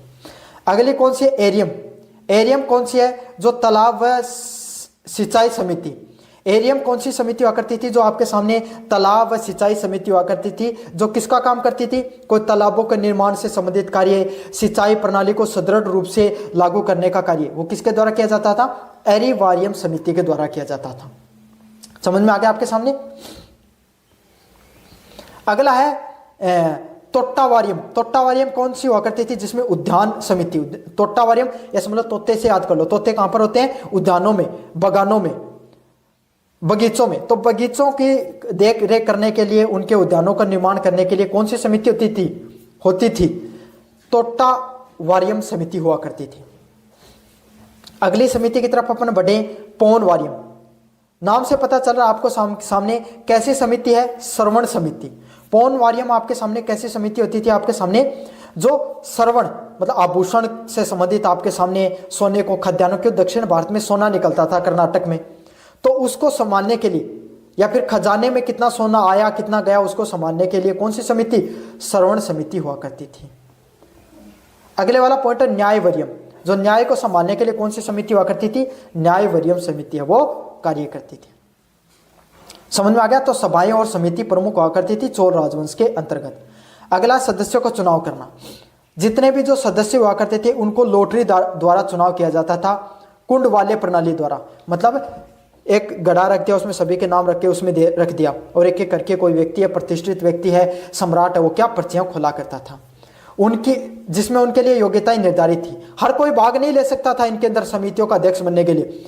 जो योग्यता हुआ करती थी वही व्यक्ति आपके सामने भाग ले सकता था। जैसे भूमि का स्वामी होना चाहिए, नैतिक आचरण होना चाहिए, और आयु की सीमा भी हुआ करती थी। तो ये समझ लो कि चोल राजवंश वो बहुत ही ज्यादा प्रशासनिक दृष्टिकोण से जो आधुनिक प्रणाली है उसको भी कहीं फेल करता हुआ नजर आता है। और ये जितने भी आपके सामने जो राजवंश, जितने भी जो आपके सामने जो लोग हुआ करते थे वो कितने वर्ष के लिए चुने जाते थे, 3 वर्ष के लिए कुल चुने जाते थे। अगले वाला पॉइंट आपके सामने स्वायत्तता। इन सभाओं में व्यापक स्वायत्ता प्राप्त थी, जिसमें भू राजस्व संग्रह देखने को मिलता था, न्याय प्रदान करना, सड़कों और सिंचाई व्यवस्थाओं का रखरखाव करना। मतलब जितनी भी जो सभाएं हुआ करती थी, इसमें व्यापक रूप से आपको स्वायत्ता, लोगों को स्वतंत्रता मिलती थी, जिसमें जो भू राजस्व संग्रह करना भी, जो सभाएं ये वहां से क्या कर सकती थी, टैक्स भी इकट्ठा करती थी, लोगों को न्याय प्रदान करने का कार्य करती थी, सड़क व सिंचाई का काम करती थी। तो इनके राजवंश में सिर्फ सम्राट है, जो राजा है उसका ही सारा काम नहीं होता था, बल्कि सम्राट ने अलग अलग प्रकार की जो क्या कर दी, सभाओं का निर्माण कर दिया, जो ये क्या करते थे, इन सभी चीजों का देखरेख किया करते थे, जिसमें जो भू राजस्व का संग्रह करना, न्याय प्रदान करना और सड़कों की सिंचाई है और उनके देखरेख करने का भी कार्य किया करती थी सारी की सारी समितियां। अगले वाला पॉइंट आपके सामने केंद्रीय नियंत्रण। यद्यपि स्थानीय निकाय स्वतंत्र हुआ करते थे, जो स्थानीय जो निकाय हुआ करते थे वो स्वतंत्र हुआ करते थे, लेकिन उन पर केंद्रीय अधिकारी जैसे पेरुनार व सिरुनार का नियंत्रण और निगरानी रहा करती थी। मतलब जो आपके सामने जो केंद्रीय अधिकारी है वो इस पर सारी की सारी चीजें वो इन सभाओं पर कंट्रोल किया करते थे। राजा ने क्या कर रखा था, पेरुनार व सिरुनार जैसे दो अधिकारियों को नियुक्त कर रखा था, जो क्या करते थे, ऐसे समझो कि सिर से लेकर पैर तक क्या करते थे, आपके सामने नियंत्रण करने का कार्य करते थे। ये आपके सामने अद्वितीय स्वशासन की प्रणाली थी, जिसमें आपके सामने आज के पंचायती राज से आपके सामने कुछ मिलती जुलती है। मतलब आज अपने ग्राम पंचायतों में क्या सभा व समितियों को बनाया जाता है, वैसे उसमें सभा व समितियों को बनाया गया था, जो क्या आज के जो पंचायती राज जो व्यवस्था है उसके समकालीन, उसके समक्ष दिखाई पड़ती है। समझ में आ गया आपको अच्छे से। पहला पॉइंट आपके सामने चोल जो राजवंश उसके कला व साहित्य का क्षेत्र में योगदान होना। अब चोल राजवंश के समय किस किस प्रकार के आपके सामने जो साहित्य कला वो देखने को मिली, तो पहला आपके सामने स्थापत्य कला। स्थापत्य कला में इनके मंदिरों का निर्माण कराया गया। चोल राजवंशों ने मंदिर व भव्य द्रविड़ शैली के मंदिरों का निर्माण कराया, जो उनके शक्ति के प्रतीक हुआ करते थे। मतलब जो चोल राजवंश है उसने क्या किया, एक बहुत ही भव्य और शक्तिशाली मंदिरों का निर्माण कराया, जो किसके आपके सामने शक्ति और भक्ति के प्रतीक हुआ करते थे। समझ में आ गया। द्रविड़ शैली, द्रविड़ शैली कौन सी शैली हुआ करती थी, जो आपके सामने जिसमें गौरवपम देखने को मिलते थे, और दक्षिण भारत में प्रमुख रूप से जो मंदिर है वो देखने को मिलते हैं। समझ में आ गया ना आपके सामने। अपने कैसे चौकोर होते हैं, लेकिन इनके गोलाकार गुंबदकारी जो आपके सामने मुख्य रूप से जो मंदिर देखने को मिलते हैं, ऐसे वाले मंदिर इनके मुख्य थे, ऐसे मंदिर हैं। इनके मंदिरों की शेप कैसे, ऐसे वाली शेप देखने को मिलती है आपके सामने। समझ में आ गया। इसको द्रविड़ शैली के नाम से जाना जाता है। इस शैली की प्रमुख विशेषता है विशाल विमान शिखर, मतलब इनका जो बड़ा सा शिखर दिखाई पड़ता है, साथ के साथ गोपुरम जो विशाल प्रवेश द्वार इसमें आपको दिखाई पड़ता है, साथ के साथ मंडप व विस्तृत प्रांगण भी हुआ करते थे। तो सारी चीजें, विशाल शिखर हुआ करता था, गौरवपम है जो विशाल प्रवेश द्वार है वो देखने को मिलता था। प्रमुख आपके सामने मंदिरों की बात करें तो राजा राज प्रथम के द्वारा आपके सामने तंजावुर का जो आपके सामने बृहदेश्वर मंदिर है, राजराजेश्वर जो मंदिर है उसका निर्माण किया गया। तो चोल राजवंश है उसके जो प्रमुख राजा हुए राजा राज प्रथम, जिसके द्वारा क्या किया गया, आपके सामने जो तंजावुर का जो बृहदेश्वर मंदिर है उसका निर्माण किया गया, जिसको राजराजेश्वर मंदिर के नाम से भी जाना जाता है। साथ के साथ राजेंद्र प्रथम के द्वारा गंगे कोडचालपुरम का जो मंदिर है उसका भी निर्माण किया गया। यह सभी मंदिर आपके सामने द्रविड़ स्थापत्य कला के सबसे प्रमुख उदाहरणों में से एक है, जो आज जो यूनेस्को की जो विश्व धरोहर शैली है उसके उनके रूप में उनको जाना जाता है। ये मंदिर आपके सामने कैसी बनी है, जटिल जो मूर्ति कला, द्रविड़ कला के प्रमुख उदाहरण है। द्रविड़ कला पे इनको क्या किया गया, बनाया गया। खास करके बृहदेश्वर मंदिर है राजा राज प्रथम के द्वारा रट लेना कॉम्पिटिशन में भी प्रश्न सेम टू सेम देखने को मिलता है। अगले वाला प्रश्न है कांस्य की प्रतिमाएं। चोल काल में कांस्य की मूर्तियां हैं वो विशेष रूप से प्रसिद्ध है, जैसे नटराज है, भगवान शिव की जो नृत्य करती हुई मूर्तियां दिखाई पड़ती हैं। कांस्य की प्रतिमाएं जिसमें चोल कला का उत्कृष्ट प्रतिमाओं के रूप में जिसे जाना जाता है। साहित्य की बात करें, तमिल साहित्य का स्वर्णिम युग देखने को मिला। जो चोल राजवंश है, चोल काल के अंदर जो आपके सामने तमिल जो साहित्य उसके सबसे स्वर्णिम काल के रूप में जाना जाता है, जिसमें धार्मिक और धर्मनिरपेक्ष दोनों प्रकार के साहित्य का विकास हुआ। मतलब चोल राजवंश को कैसे जाना जाता है, जहाँ पे तमिल साहित्य है उसका सबसे ज्यादा विकास देखने को मिलता है। समझ में आ गया। संगम साहित्य को कहीं कहीं यहीं से निकल कर आता है फिर आपके सामने। कम्बनम व रामायणम, ये क्या आपके सामने तमिल साहित्य की सबसे महान कृतियां हैं। कौन सी? कम्बनम व रामायणम दो प्रमुख जो तमिल साहित्य है उसकी कुछ प्रमुख साहित्य कृतियों में से है, जिसने 12वीं शताब्दी में, जैसे 12वीं शताब्दी में कम्बन लिखा गया, ये रामायण व तमिल के रूपांतरण रूप है। मतलब जो रामायण है उसको तमिल भाषा में किस में लिखा गया, किस रूप में जाना जाता है, कम्बनम का रामायणम के रूप में जाना जाता है। समझ में आ गया। जो रामायण है उसको तमिल भाषा में लिखा गया है, उसका क्या नाम लिखा गया है, कम्ब रामायणम के नाम से उसको जाना जाता है। अगले पॉइंट आपके सामने अन्य लेखकों की कृतियां, जैसे पेरियार पुरम सेकीझार द्वारा 36 नारियार संतों की जीवनी, तिरुकद्वेश्वर की जीविका चिंतामणि व जय कोडवर की कलिंग तुपरगणी इस काल की सबसे महत्वपूर्ण जो आपके सामने रचनाओं में से एक है।